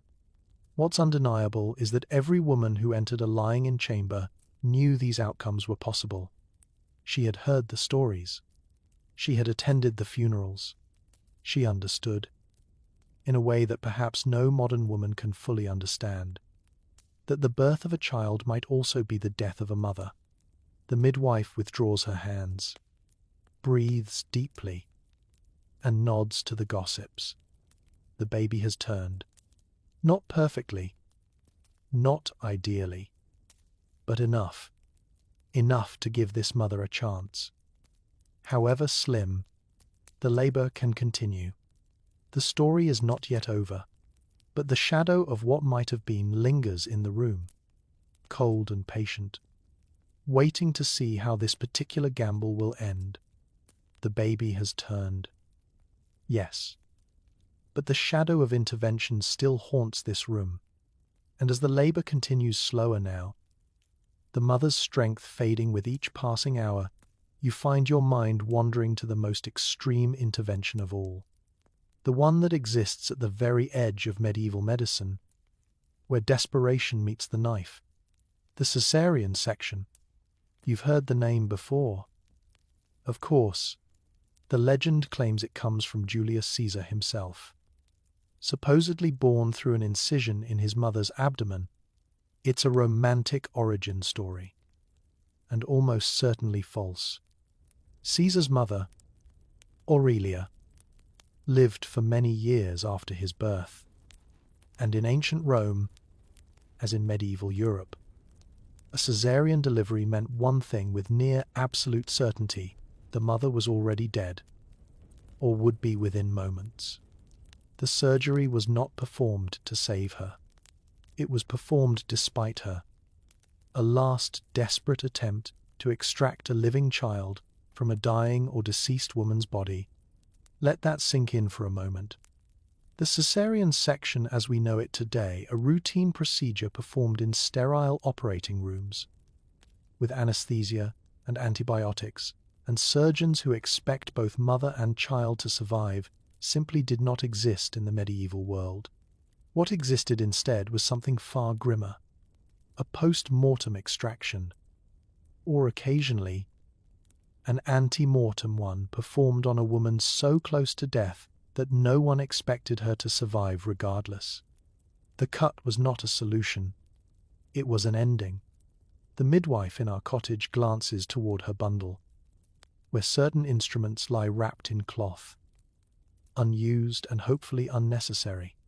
She carries them because she must, because the church requires it, because there may come a moment when a dying woman's belly must be opened so that the child within can receive baptism before it too expires. Medieval church law was explicit on this point. An unbaptized child faced eternal separation from God, consigned to the murky realm of limbo.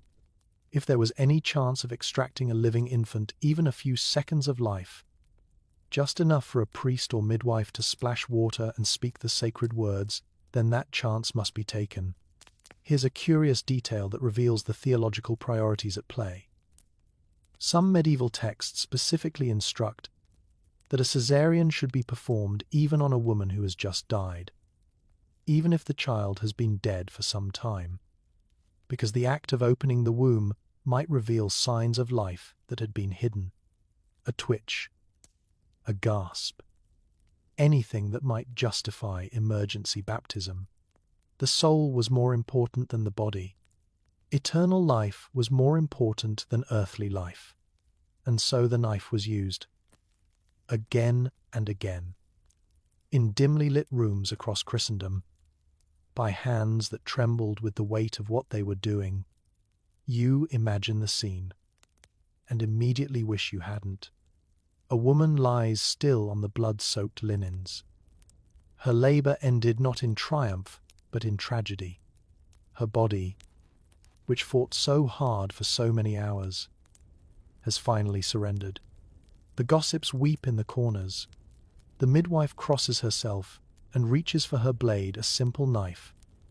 Probably not the specialized surgical instruments that would be developed centuries later.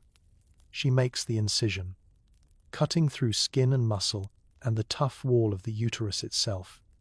Inside, if God is merciful, she finds a child still moving, still gasping, still alive enough to receive the sacrament that will secure its place in heaven.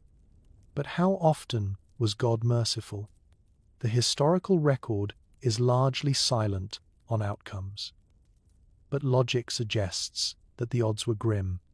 A child extracted from a dying or dead mother, without the benefit of modern resuscitation techniques, without incubators or ventilators or neonatal intensive care, faced almost impossible odds. Some survived. There are scattered accounts of cesarean babies who lived to adulthood, their miraculous births recounted as evidence of divine intervention. But many more must have died within minutes or hours, their brief lives serving only to check a theological box before they too were laid in the earth beside their mothers. The procedure on living women was rarer still, and almost always fatal. Without anesthesia, without antiseptic technique, without the ability to repair the massive wound left behind. A woman who underwent caesarean section while still alive faced death from shock, hemorrhage, or infection. The surgery was considered justified only when death was already certain, when the alternative was watching both mother and child die without any attempt at intervention. In such cases, the caesarean was not a treatment. It was a last rite performed with a blade instead of holy water. Historians still debate how frequently caesarean sections were actually performed in the medieval period. Some scholars argue that the procedure was extremely rare, reserved for the most desperate circumstances, and performed only by a handful of practitioners with the necessary skill and nerve. Others suggest that it may have been more common than the surviving records indicate, particularly in regions with strong church influence, where the theological imperative to baptize was taken seriously. What's clear is that the caesarean occupied a unique place in medieval medical thought, acknowledged, documented, sanctioned by religious authority, and yet almost always associated with death rather than deliverance. You look at the laboring woman, still fighting on her stool, and you understand why the midwife glanced at her bundle with such dread. To reach for those instruments would be to admit defeat. It would mean accepting that the labor could not succeed, that the mother could not be saved, that the only remaining goal was to rescue the child's soul before both bodies grew cold. No midwife wanted to make that decision. No family wanted to witness it. And yet the decision was made. Countless times. In countless cottages and castles. By people who had no other options left. The cruelty of it is breathtaking, isn't it? Women died in childbirth. And then, as if death were not enough, their bodies were cut open so that their children might have a chance at eternal life.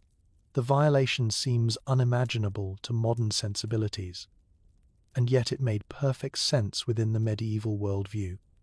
The body was temporary, corruptible, destined for decay. The soul was eternal, precious beyond measure, worth any earthly suffering to preserve. If cutting a dead woman's belly meant saving a baby's immortal soul, then the cut was not just justified, it was mandatory. There's a strange kind of love in that logic. If you squint hard enough, a love that prioritized the infinite over the finite, that saw past the horror of the moment to the eternity beyond. Medieval people were not monsters. They were parents and siblings and friends, grieving the loss of women they loved, while simultaneously doing everything in their power to give those women's children a chance at heaven. The knife was wielded not in cruelty but in desperate hope, not in indifference but in agonized devotion. The fire shifts again, casting new shadows across the room. The laboring mother groans, her body still working, still fighting, still refusing to give in. The midwife's instruments remain in their bundle, untouched. For now, the knife is not needed. For now, there is still hope that this story will end differently. But the shadow of the cesarean hangs over every medieval birth, a reminder of how quickly hope could turn to horror, how thin the line between cradle and grave. The women who entered lying in chambers knew this. The midwives who attended them knew it too, and yet they continued, generation after generation, bringing children into a world that offered no guarantees except this one, whatever happened. They would face it together. The gossips resume their prayers. The mother pushes again, and somewhere in the darkness, a baby waits to be born or not according to the mysterious will of a universe that has never explained itself to anyone. And then, after everything, after the hours of labor, the prayers, the turning of the breech baby, the fear and the blood and the endless waiting, a cry splits the air, thin, wavering, furious with the indignity of being forced into existence, but unmistakably alive. The baby is born. You watch as the midwife catches the slippery, squirming body in her hands. It's smaller than you expected. Somehow this creature that caused so much suffering, that nearly killed its mother, that occupied so many prayers and fears. It's covered in blood and a whitish, waxy substance, its skin mottled red and purple, its face scrunched in outrage at the cold. Bright world it has suddenly entered, but it's breathing, it's crying, it's alive. The mother collapses back against the gossips supporting her, her chest heaving, her eyes unfocused with exhaustion. She has done what she set out to do. She has survived. But her ordeal is not quite over. The afterbirth must still be delivered. The bleeding must be controlled. And there are rituals to complete before anyone can truly relax. Still, the worst is past. The child is here. And for this one crystalline moment, nothing else matters. The midwife works quickly, her movements practiced and efficient. First, the cord, that twisted rope of flesh that connected mother and child for 9 months, must now be severed, transforming two beings into separate individuals. In the medieval world, this was done carefully, with considerable attention to method and timing. Some midwives waited until the cord stopped pulsing before cutting, allowing the last of the blood to flow from placenta to baby. Others cut immediately, concerned that delay might allow harmful substances to pass through. The debate continues among historians, who have found evidence for both practices in different regions and time periods. The cutting itself was performed with whatever sharp implement was available: a knife, a pair of scissors, sometimes a specially dedicated blade reserved for this purpose alone. But here's a curious detail that might surprise you. The cord was often seared after cutting, cauterized with a candle flame or a heated metal instrument to prevent bleeding, supposedly to seal the wound against evil influences. The smell of singed flesh joined the other odors in the room: blood, sweat, smoke, herbs, creating a sensory signature that every person present would remember for the rest of their lives.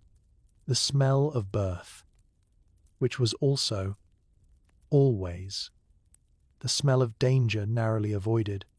Once the cord was cut and sealed, the attention turned to the baby itself. Medieval newborn care was an elaborate process, governed by tradition, medical theory, and more than a little superstition. The first step, in many regions, was salting. Yes, salting like a piece of meat, being prepared for preservation. The baby's body was rubbed with salt, sometimes mixed with honey or oil, in the belief that this would tighten and strengthen the skin, draw out impurities, and protect against infection. The practice had ancient roots, mentioned in the Bible itself, and it persisted throughout the medieval period, despite occasional objections from physicians who worried about the harshness of the treatment. You try to imagine it, the newborn, already shocked by its violent entry into the world, now being rubbed with coarse salt by hands that, however gentle, must feel impossibly rough against skin that has never felt anything before. Did it hurt? Almost certainly. Did babies cry? Undoubtedly. But medieval people believed the temporary discomfort was worth the long-term benefits.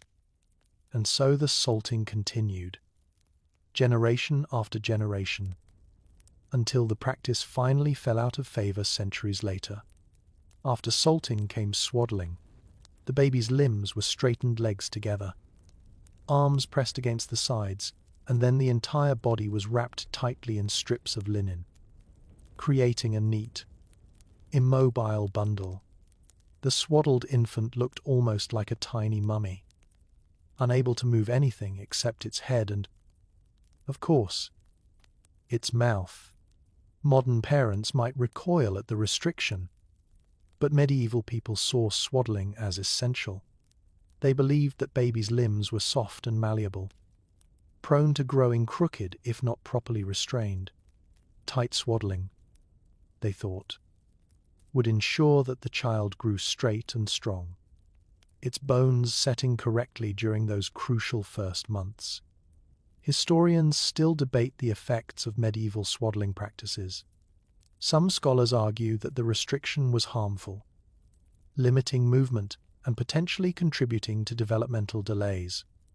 Others suggest that moderate swaddling may have had benefits, keeping babies warm, reducing startle reflexes, perhaps even promoting sleep. What's clear is that swaddling was nearly universal in medieval Europe, practiced by peasants and nobles alike, and that most children survived it without apparent lasting damage. Whether they thrived because of the swaddling or despite it remains an open question. The midwife hands the swaddled bundle to one of the gossips, who carries it carefully to a spot near the fire, warm, but not too warm, protected from drafts but not smothered. The baby has stopped crying now, perhaps exhausted by its journey, perhaps soothed by the tight embrace of its wrappings. Its eyes, which cannot yet focus properly, wander vaguely around the room, taking in blurry shapes and flickering light. This is the world. This is what it fought so hard to reach. But the danger is far from over. The first hours and days of a newborn's life were among the most precarious in the medieval world. You remember the statistics we discussed earlier, the staggering infant mortality rates. The 1 in 4 or 1 in 5 babies who would not survive their first year. Many of those deaths occurred in the earliest days, before the child had even been properly named or baptized. The causes were numerous: breathing difficulties, feeding problems, infections, birth injuries that weren't immediately apparent, or simply a mysterious failure to thrive that no one could explain. The gossips watched the baby closely, alert for any sign of distress. Is it breathing evenly? Is its color good? Does it root for the breast when brought near, showing the instinct to feed? These small signs could mean the difference between life and death, and everyone in the room knows it. The celebrations, if there are to be celebrations, must wait. First, the baby must survive the night, and the mother must survive too. The afterbirth has been delivered, another dangerous moment past, but the bleeding continues, as it always does, and the midwife monitors it carefully. Too much blood, and the mother's life remains in jeopardy. Too little attention to cleanliness, though medieval people had no concept of germs as we understand them, and infection could set in within days, bringing fever, delirium, and death. The lying-in chamber that welcomed new life could just as easily become a death chamber, and everyone present has seen it happen before. You notice that the room has grown quieter. The urgent prayers have softened to murmurs of thanksgiving. The gossips who were holding the mother now help her onto a pallet of clean straw and linen, propping her up so she can see her child. Someone offers her caudle again, that warm, spiced drink, and she accepts it with trembling hands. Her face, which was contorted with pain just minutes ago, has relaxed into something approaching peace. Exhaustion, yes, but also relief, also wonder, also the first stirrings of a love that will define the rest of her life, however long or short that life may be. The midwife allows herself a small smile. Not every birth ends this way. Not every mother gets to hold her child. But this one did. Tonight, at least. Death has been cheated. Tonight. There are 2 heartbeats where before there was only one, and the fire burns warm against the cold medieval night. The baby stirs in its swaddling, makes a small sound, not quite a cry, more like a question. One of the gossips laughs softly, the tension finally breaking, a strong one. She says, "Listen to that voice." The mother reaches out, her fingers brushing the curve of her child's cheek. Soft, so impossibly soft. After everything, the months of waiting, the hours of labor, the brush with catastrophe that no one will speak of until much later, this is what remains. A new life. Fragile as candlelight, precious beyond measure. And the night, though still dark, feels somehow less menacing than it did before. The fire has burned low, and someone has drawn a blanket over the mother's shoulders. She sleeps now, or drifts in that halfway place between sleep and waking where exhausted bodies go to recover. The baby sleeps too, tucked into a wooden cradle near the hearth, its tiny chest rising and falling with each breath. The gossips have quieted, some dozing in corners, others keeping watch through the remaining hours of darkness. The crisis has passed, but the vigil continues, and it will continue for a long time yet. You might think that once the baby was born, the mother would return to normal life, resume her duties, rejoin her community, pick up where she left off before pregnancy transformed her body and her world. But medieval society had other ideas. The woman who had just given birth was not yet ready to re-enter the world. She was, in a sense, suspended between states, no longer pregnant, not yet restored, and until a specific ritual marked her transition back to ordinary life, she would remain in a kind of limbo, confined to her lying-in chamber, separated from the rhythms of daily existence. This period of confinement typically lasted around 40 days, though the exact duration varied by region, social class, and local custom. 40 days. Think about that.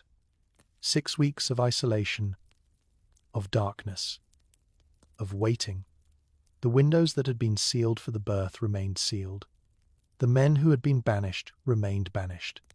The mother stayed in her chamber, attended by women, focused entirely on recovering her strength and nursing her newborn child. The outside world continued without her, and she was expected to let it.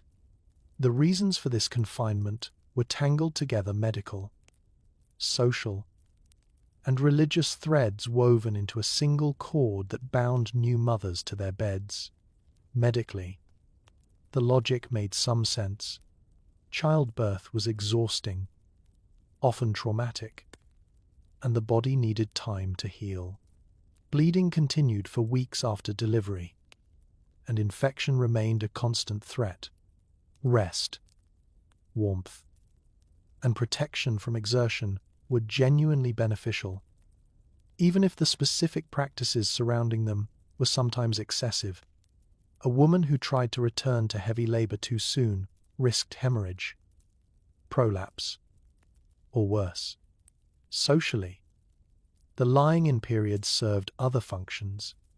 It gave the new mother time to bond with her infant, to establish breastfeeding, to adjust to the profound transformation that motherhood represented. It also gave the community time to adjust to acknowledge the new life, to prepare for baptism, to reorganize domestic arrangements around the presence of another dependent. The gossips who had attended the birth often remained for days or weeks afterward, helping with cooking, cleaning, and childcare, while the mother focused on her recovery. But the religious dimension was perhaps the most significant, and certainly the most troubling to modern sensibilities. The medieval church taught that childbirth, while blessed and necessary, also rendered a woman ritually impure. The blood of birth, like the blood of menstruation, was associated with the curse of Eve, that original sin that had condemned all women to bring forth children in pain and suffering. A woman who had just given birth was spiritually contaminated, and until she had been purified, she could not fully participate in religious life. She could not enter the church. She could not receive communion. She existed in a state of holy quarantine, waiting for the ritual that would restore her to grace. That ritual was called churching. You can imagine the scene. 40 days after the birth, the mother emerges from her chamber for the first time in weeks, blinking in the sunlight that had been denied her for so long. She is dressed in her finest clothes, or at least the finest she can manage, and she carries a candle, its flame flickering in the morning air. Her baby may or may not accompany her. Customs varied. What matters is that she is walking toward the church, toward the threshold she has been forbidden to cross since her labor began. At the church door, the priest meets her. He is dressed in his vestments, carrying holy water and a prayer book. The ritual that follows is formal, scripted, ancient. He sprinkles her with water, recites prayers of thanksgiving and purification, and leads her into the church itself. She kneels before the altar, offering her candle as a symbol of gratitude for her survival. More prayers are said, blessings are given, and then, at last, she is restored, welcomed back into the community of the faithful, cleansed of whatever spiritual contamination the birth had brought upon her. Historians still debate how medieval women actually felt about churching. Some scholars argue that the ritual was experienced as oppressive, a humiliating reminder of women's supposed inferiority and impurity. The very notion that childbirth made a woman unclean, that she needed to be purified before she could worship God, strikes modern readers as deeply offensive, and some medieval women may have felt the same way, though their voices are largely absent from the historical record. But other scholars suggest a more nuanced interpretation. For many women, churching may have been experienced not as punishment, but as celebration, a public acknowledgement of what she had survived, a community gathering in her honor, a formal marking of her return to ordinary life. The 40 days of confinement, whatever their origins, gave new mothers something genuinely valuable: rest, support, and freedom from the demands of daily labor. Churching marked the end of that protected period. Yes, but it also marked a new beginning. The woman who walked into the church was not the same woman who had entered the lying-in chamber. She had passed through fire. She had emerged, transformed. Here's a curious detail that complicates the picture further. Some medieval women apparently enjoyed the lying-in period and were reluctant to see it end. For peasant women especially, those 40 days might represent the only extended rest they would ever experience in their adult lives. No field work, no heavy lifting, no trudging to market or hauling water from the well, just rest, and the company of other women, and the quiet joy of a new baby at the breast. When churching came, it meant returning to the grinding routine of medieval life, a return that some women may have dreaded even as they dutifully performed the required ritual.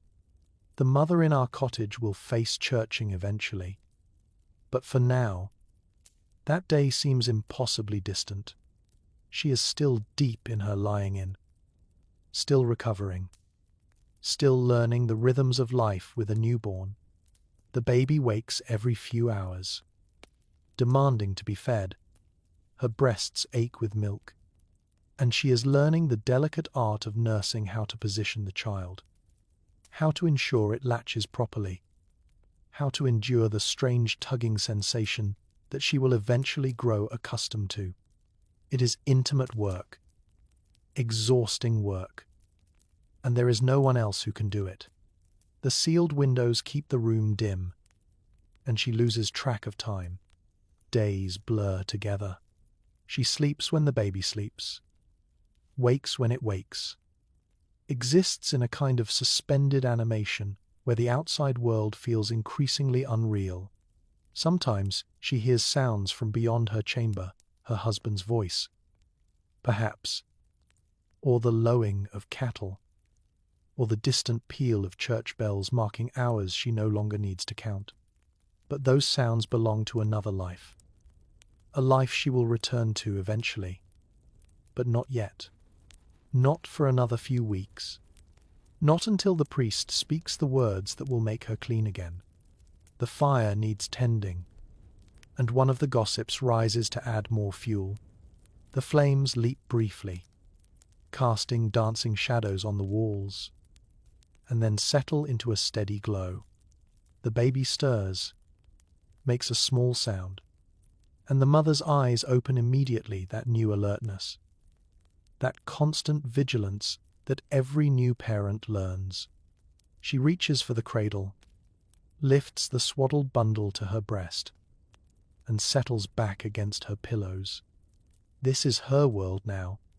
This small room, this small body, this endless cycle of feeding and sleeping and waiting. Churching will come. The doors will open. The sunlight will return. But for now, the lying-in continues, and the mother rests in her dark cocoon, gathering strength for the life that waits beyond these walls. You step outside the cottage now, leaving the peasant mother to her rest, and the cold night air strikes your face like a slap. The stars have shifted overhead, hours have passed. Though inside the lying-in chamber, time moved so strangely that you barely noticed. You breathe deeply, filling your lungs with air that tastes of frost and wood smoke and the faint, distant scent of livestock. This is the world the peasant mother will return to when her churching is complete, a world of labor, of scarcity, of endless struggle against soil and weather and the grinding machinery of feudal obligation. But now, let your mind wander elsewhere. Picture a different scene, a different chamber, a different kind of birth entirely. We are traveling now not through space, exactly, but through the invisible boundaries of social class. We are leaving the peasant's cottage behind and entering the stone walls of a manor house, or perhaps a castle, where another woman labors in circumstances so different they might as well belong to another world. The noble woman's lying-in chamber is larger, warmer, and infinitely more comfortable. Tapestries hang on the walls, their woven images of hunting scenes and religious figures muffling the cold draught that seeps through the stone. The floor is covered with rushes mixed with dried herbs, lavender, rosemary, sweet woodruff releasing their fragrance with every footstep. Beeswax candles burn in iron sconces, their light steadier and less smoky than the tallow dips that illuminated the peasant's cottage. The fire in the hearth is enormous, fed by servants who ensure it never dims, and the warmth radiates outward in waves that caress your skin like a blessing. The noble woman herself reclines on a bed, an actual bed, with a carved wooden frame and a mattress stuffed with feathers rather than straw. Linen sheets, soft from many washings, cover her swollen belly. Silk cushions support her back. She wears a chemise of fine cloth, embroidered at the collar with delicate patterns that speak of wealth and status. Even in labor, even drenched in sweat and contorted with pain, she is surrounded by luxury that the peasant mother could not even imagine. Her attendants are more numerous too, not just one midwife, but perhaps 2 or 3, the most skilled and experienced practitioners that money can secure. The gossips gathered around her are noble women themselves, relatives, friends, ladies of the court dressed in velvets and furs, despite the warmth of the room. They speak in soft, cultured voices, offering encouragement in language more refined than the rough comfort offered in the peasant's cottage. A priest waits in an adjoining room, ready to perform emergency baptism or last rites as needed. A physician may even be present, a university-trained man who has studied the ancient texts, though he will not touch the laboring woman himself. That remains women's work. Even here's a curious detail that illuminates the strange priorities of medieval noble culture. The birth of an heir was considered so important that it often required witnesses, not just the gossips who attended every birth, but official witnesses, nobles, clergy, sometimes even representatives of the crown, who could attest that the child had indeed emerged from the queen's or noblewoman's body, that no substitution had taken place, that the lineage was legitimate and unbroken. The lying-in chamber of a queen was, in some ways, a public space. Despite its sealed windows and guarded doors, the privacy that peasant women took for granted was denied to their social superiors, who labored under the watchful eyes of people whose loyalties lay with dynasties rather than individuals. But wealth brought genuine advantages too, and it would be dishonest to pretend otherwise.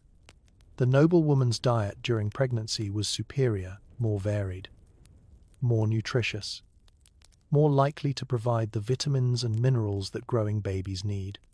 She had access to the best medical advice available, even if that advice was often wrong by modern standards. She could rest when she needed to rest, delegate physical labor to servants, avoid the back-breaking work that peasant women performed until the very day of delivery. Her chances of surviving childbirth, while still frighteningly uncertain, were measurably better than those of women lower on the social ladder. Historians still debate exactly how much difference wealth made to maternal and infant mortality. Some scholars argue that the advantages of noble birth were substantial, pointing to evidence that aristocratic women lived longer and lost fewer children than their peasant counterparts.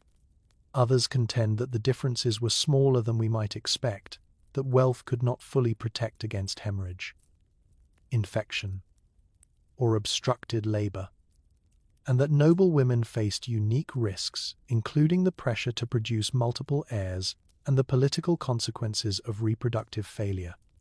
The truth probably lies somewhere in between, varying by time, place, and individual circumstance.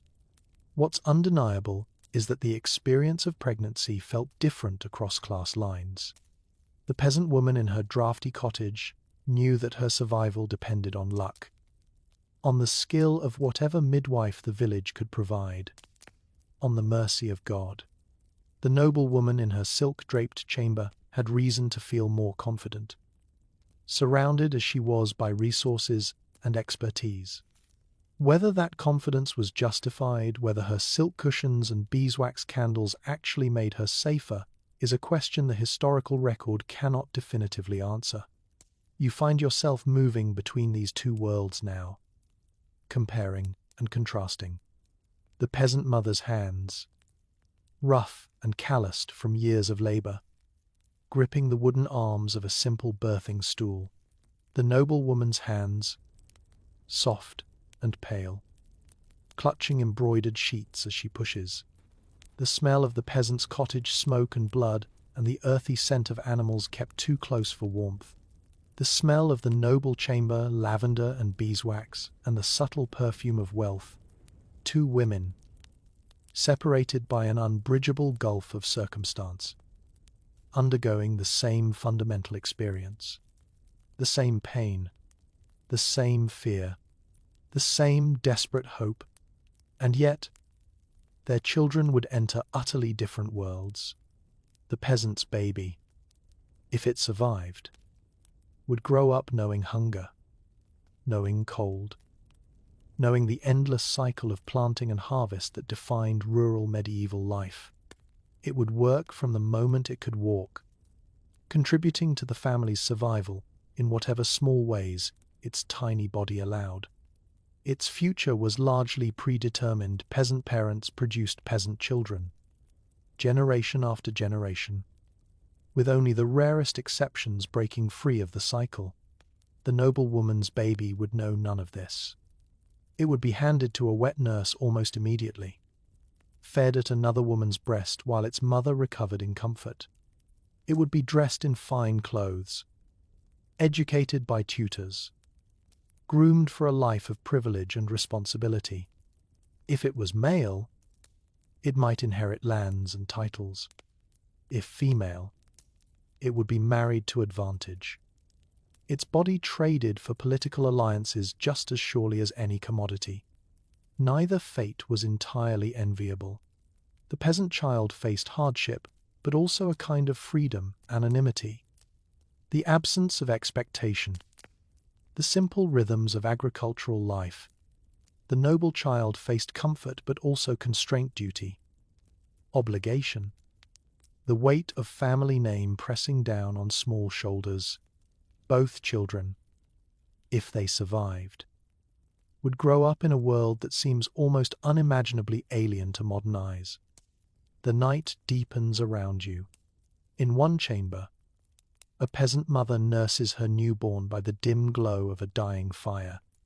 In another, miles away, a noble woman's baby is carried to the wet nurse's breast, while servants change the bloodied sheets and gossips whisper about the child's prospects.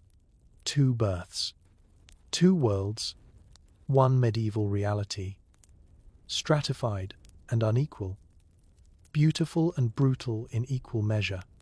You close your eyes and let the images blur together: the rough cottage and the stone manor, the tallow dip and the beeswax candle, the calloused hands and the soft ones, pregnancy and birth.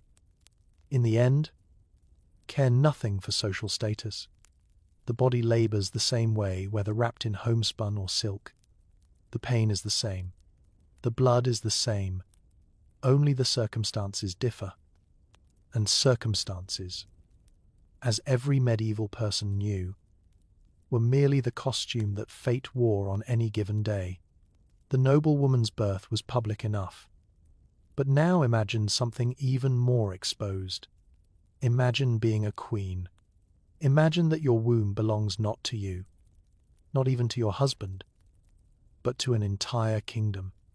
Every flutter of movement, every missed course, every whisper of pregnancy becomes a matter of state. Your body is territory, and everyone has a claim. You find yourself standing in a royal bedchamber now, grander than anything we've yet seen. The ceiling soars overhead, painted with scenes of triumph and glory. The bed is massive, hung with curtains of crimson velvet embroidered with gold thread.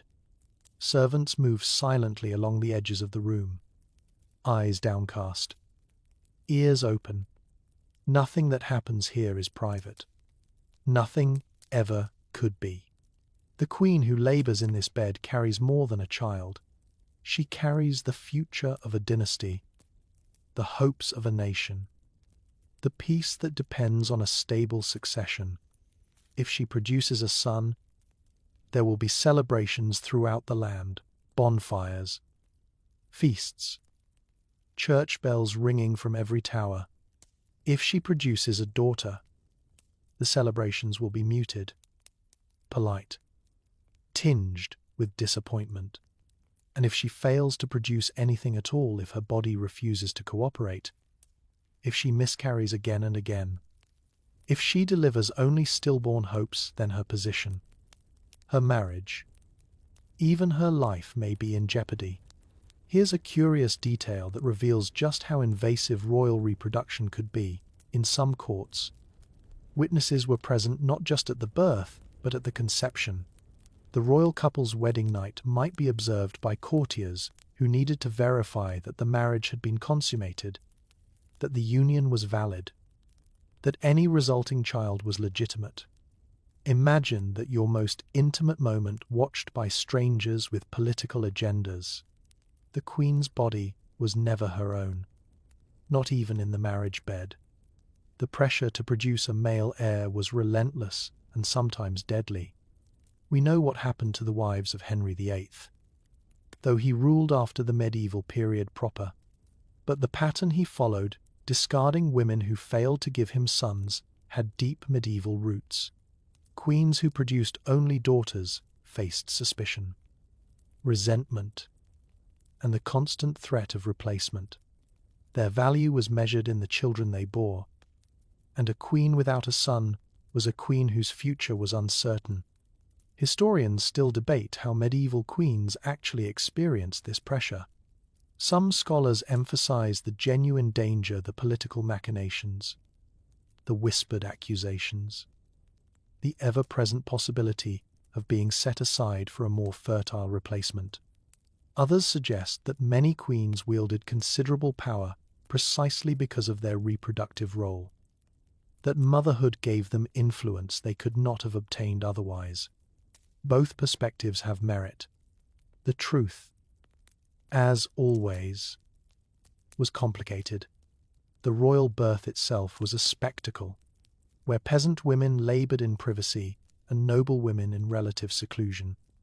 Queens sometimes gave birth before audiences of dozens. Witnesses crowded the chamber, watching, waiting, ready to testify that the child had indeed emerged from the royal body.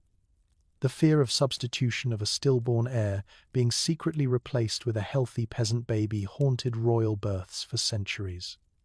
Every precaution was taken to ensure that no fraud could occur, which meant that the queen's most vulnerable moments were also her most public. You watch as the queen in our imagined chamber grips the hands of her attendants, her face contorted with effort. She is surrounded by the finest midwives in the realm, by physicians who have studied in Paris or Bologna, by priests who stand ready with holy water and prayers. And yet, despite all this expertise, despite all this preparation, her odds of survival are not dramatically better than those of the peasant woman we left behind in her cottage. Wealth and power could soften the experience of childbirth, but they could not eliminate its dangers. The room falls silent as the final pushes begin.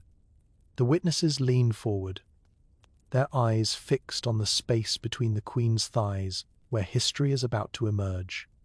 This is the moment everything has been building toward: months of pregnancy, years of political maneuvering, centuries of dynastic planning. A single cry will determine so much: alliances, treaties, the distribution of power across kingdoms. No pressure at all. And then a baby. The midwife catches it, examines it quickly, and announces what everyone is desperate to know. The queen closes her eyes, her fate sealed by a few simple words. If it's a boy, she has secured her position, at least for now. If it's a girl, the whispers will begin again. The pressure to try once more. The endless, exhausting cycle of conception and pregnancy and hope and disappointment. You think about all the queens who played this game. Their lives measured in pregnancies like a merchant counts coins. Catherine of Aragon, who would later suffer Henry VIII's wrath for her failure to produce a living son, but whose story has echoes in countless medieval predecessors. Matilda of Flanders, who gave William the Conqueror 10 children and died. Perhaps, from the toll it took on her body, Eleanor of Aquitaine, who bore children to 2 different kings and outlived them all. A survivor in every sense of the word. The royal womb was a political organ. It belonged to councils and courts, to advisors who debated the optimal timing of conception, to astrologers who calculated auspicious dates for birth. The woman attached to that womb was almost incidental, a vessel, a vehicle, a means to an end. Her feelings about pregnancy, about motherhood, about the relentless demands placed on her body, were rarely recorded and less frequently considered.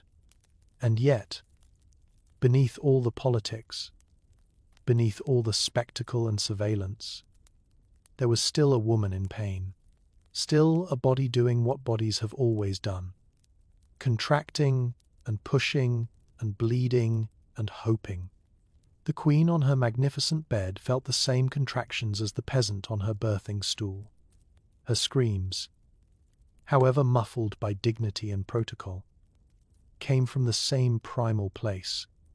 In the moment of birth, all the trappings of royalty fell away, and what remained was simply human vulnerable, suffering, fighting to bring new life into a world that would immediately begin making demands of it. The baby cries. The witnesses exhale. The queen lies back, exhausted, as servants rush to clean and swaddle the new heir. Somewhere, messengers are already mounting horses, ready to carry news to distant courts. Somewhere, celebrations are being prepared or quietly cancelled. The machinery of monarchy lurches forward, driven by this small, squalling, utterly helpless creature, and the queen closes her eyes, just for a moment, before the demands begin again. The queen sleeps now, her royal duties temporarily suspended, and you find yourself drifting backward through all the births we've witnessed tonight. The peasant in her cottage, the noblewoman in her manor, the queen in her palace. Different worlds, different circumstances. But one thread connects them all, a thread woven from fear and hope and the desperate human need to control what cannot be controlled. Superstition. The medieval world was saturated with it. Every corner of life was touched by beliefs that seem strange to modern eyes, omens and portents, charms and curses. Elaborate rituals designed to ward off dangers both seen and unseen. And nowhere were these beliefs more concentrated, more fervently held, than in the realm of pregnancy and childbirth. When so much could go wrong, when death stalked every lying-in chamber, people reached for whatever protection they could find. You remember the belief in maternal impression that a pregnant woman's experiences could literally shape her unborn child. We touched on this earlier, but now let's wade deeper into those strange waters. Medieval people genuinely believed that what a woman saw, thought, or desired during pregnancy would leave its mark on the baby's body. A woman who stared too long at a rabbit might give birth to a child with a hare lip. A woman who craved strawberries but couldn't obtain them might deliver a baby marked with a strawberry-shaped birthmark. A woman who witnessed something frightening, a fire, a violent death. A deformed beggar might produce a child bearing traces of that horror. The logic seems absurd now, but it made a terrible kind of sense in a world without genetics, without ultrasound, without any scientific explanation for birth defects. Something had to cause these variations, these deformities, these mysterious marks, and if the cause wasn't understood, then perhaps it could be prevented. Watch what you look at. Control what you desire. Guard your thoughts, your dreams, your very gaze. The pregnant woman became a prisoner of her own senses, terrified that a moment's carelessness might damage her child forever. Here's a curious detail that historians find particularly fascinating. Some medieval authorities believed that a woman could influence her child's appearance through deliberate concentration. If she gazed at beautiful images during pregnancy paintings of saints, handsome statues, attractive people, her baby might be born beautiful in turn. Some wealthy women surrounded themselves with lovely objects for precisely this reason, treating their pregnancy as an extended exercise in aesthetic curation. The baby floating in the womb was imagined as soft, impressionable, like clay waiting to be shaped by its mother's experiences. Protective measures against misfortune were equally elaborate. We've mentioned the girdles supposedly worn by the Virgin Mary, those precious relics that women borrowed from churches to wear during labor.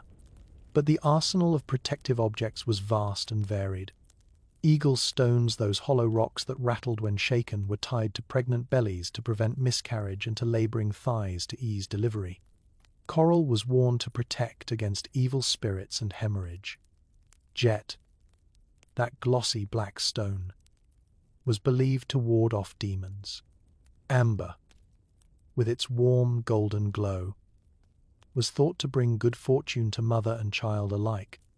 Amulets and written charms were common too. Prayers inscribed on parchment were folded, small, and worn against the skin, their sacred words creating invisible barriers against harm. The names of saints were written and rewritten, invoking their protection through the power of the written word. Some charms were explicitly magical rather than religious, drawing on older traditions that the Church officially condemned but couldn't fully suppress. The line between prayer and spell was thin, and pregnant women crossed it freely, reaching for whatever might help. The timing of conception was believed to matter enormously. Certain days were auspicious, others dangerous. Conceiving during menstruation was thought to produce leprous children. Conceiving on holy days might anger God. Some authorities provided elaborate calendars indicating which days would produce healthy children and which would produce weak or deformed ones. The position of the stars, the phase of the moon, even the direction of the wind, all of these were believed to influence the quality of the child that would result from a particular coupling. Monsters haunted the medieval imagination of pregnancy. Stories circulated of women giving birth to creatures that were not quite human babies with animal features, with extra limbs, with faces that belonged in nightmares rather than cradles. These monstrous births were interpreted as signs, warnings from God about sin or disorder in the community. A woman who delivered such a creature might be suspected of bestiality, witchcraft, or simply catastrophic moral failure. The shame was crushing, and the monster itself was often quickly disposed of, its brief existence hushed up and forgotten. Historians still debate how common these monstrous births actually were and what they represented. Some scholars suggest that severe birth defects, which we now understand as the result of genetic abnormalities or developmental problems, were interpreted through the lens of supernatural causation. Others point to documented cases of conjoined twins, babies with anencephaly, or other dramatic abnormalities that must have seemed genuinely monstrous to people with no medical framework for understanding them. The fear was real, even if the monsters were not. Protection extended beyond the pregnancy itself. The newborn baby was vulnerable to supernatural attack. particularly from fairies who might steal a healthy child and leave a changeling in its place. Iron was placed in the cradle, a nail, a knife, a pair of scissors because fairies were believed to be repelled by the metal. The baby was baptized as quickly as possible, not just to secure its soul, but to place it under the protection of the church, whose sacraments were stronger than any fairy magic. Until baptism, the child existed in a dangerous liminal space, claimed by neither heaven nor earth, susceptible to any malevolent force that happened to pass by. You think about the peasant mother, waking now in her cottage as dawn begins to lighten the sealed windows. Her baby sleeps in its cradle, an iron nail tucked beneath the swaddling, a prayer written on parchment pinned to the blanket. She has done everything she knows to do, followed every precaution, honored every tradition. Whether it will be enough, whether her child will survive the week, the month, the year remains in hands larger than her own. The superstitions seem foolish now, from our comfortable distance, but they weren't foolish to the people who practiced them. They were survival strategies, psychological armor against a world that offered few guarantees. When you cannot control the outcome, you control the ritual. When you cannot prevent disaster, you perform the gestures that might, just might, tip the odds in your favor. The dawnlight grows stronger, the baby stirs, and the mother whispers a prayer, half Christian, half something older, as another day of uncertain hope begins. The dawn has fully broken now, pale winter light seeping through the cracks in the cottage's sealed windows. The peasant mother stirs, her baby nestled against her chest, both of them breathing in that slow, synchronized rhythm that comes only after the longest nights. Outside, the village is waking, roosters crow, doors creak open, the ordinary sounds of medieval life resuming as if nothing miraculous happened in the darkness. But something did happen. A new life entered the world, and against all odds, both mother and child survived to see the morning. You step back from the cottage, from the manor, from the castle, and you let your perspective widen until you can see them all at once, all the women who labored through this long medieval night, all the babies who drew their first breaths, all the midwives whose steady hands caught new life as it emerged. They are connected, these women, linked across centuries by the simple, impossible act of bringing children into the world. What they endured shaped everything that came after. The medical knowledge we take for granted, the understanding of anatomy, the techniques for managing difficult births, the very concept of obstetrics as a discipline, all of it grew from seeds planted in those dark lying-in chambers. Medieval midwives, for all their limitations, were the first true specialists in childbirth. They observed, experimented, passed down what worked, and slowly, painfully, built a foundation of knowledge that later generations would expand. Here's something worth considering. Every person alive today is descended from women who survived childbirth. That sounds obvious, but think about what it means. Your grandmother survived.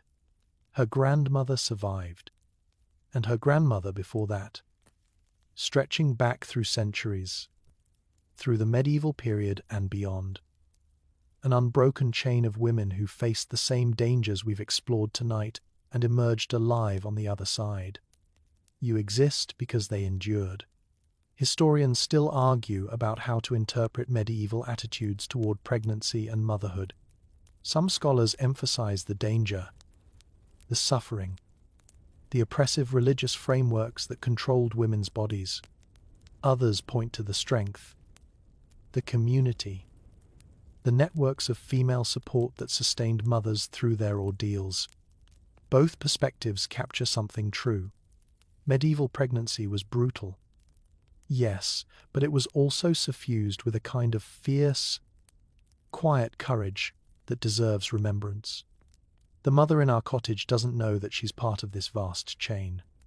She doesn't know that centuries from now, people will study her experience, will try to understand what it meant to bear children in a world without antibiotics or anesthesia. She knows only that she is tired, that her baby is warm against her skin, that the worst is over for now. She knows that she has earned this moment of peace, this brief respite before the demands of ordinary life resume. And perhaps that's enough. Perhaps that's all any of us can really know, the warmth of the present moment, the breath that fills our lungs right now, the quiet miracle of having survived another day. The fire in the cottage has burned down to embers now, glowing soft and orange in the early morning dimness. The gossips have slipped away, one by one, returning to their own homes and their own lives. The sealed windows will be opened soon, letting fresh air into the room for the first time in days. But not yet. For now, the chamber remains warm and dark and safe. A cocoon against the cold world outside. You feel your own breathing slowing, matching the rhythm of the sleeping mother, the sleeping child, the frantic energy of the night, the screams, the prayers, the desperate pushing. All of it has faded into memory. What remains is stillness. What remains is peace. The baby's hand, impossibly small, curls around its mother's finger, even in sleep. They hold on to each other.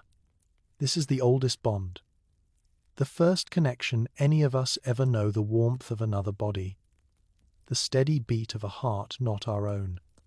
It needs no words. It needs no explanation. It simply is, as it has always been, as it will always be. Outside, the medieval world continues its turning. Farmers trudge toward frozen fields. Priests ring bells for morning prayers.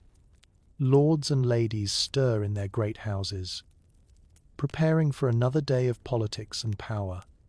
But here, in this small cottage, none of that matters. Here, there is only rest. You imagine yourself sinking into that same rest now. The journey has been long, through centuries, through chambers rich and poor, through the shadow of death and the light of new life. Your eyes grow heavy. Your thoughts soften at the edges, blurring like watercolors left out in the rain. The mothers of the Middle Ages have shown you their world. They have shared their pain, their fear, their stubborn, beautiful hope. And now they release you, gently, into the quiet that follows survival. The embers glow. The baby breathes.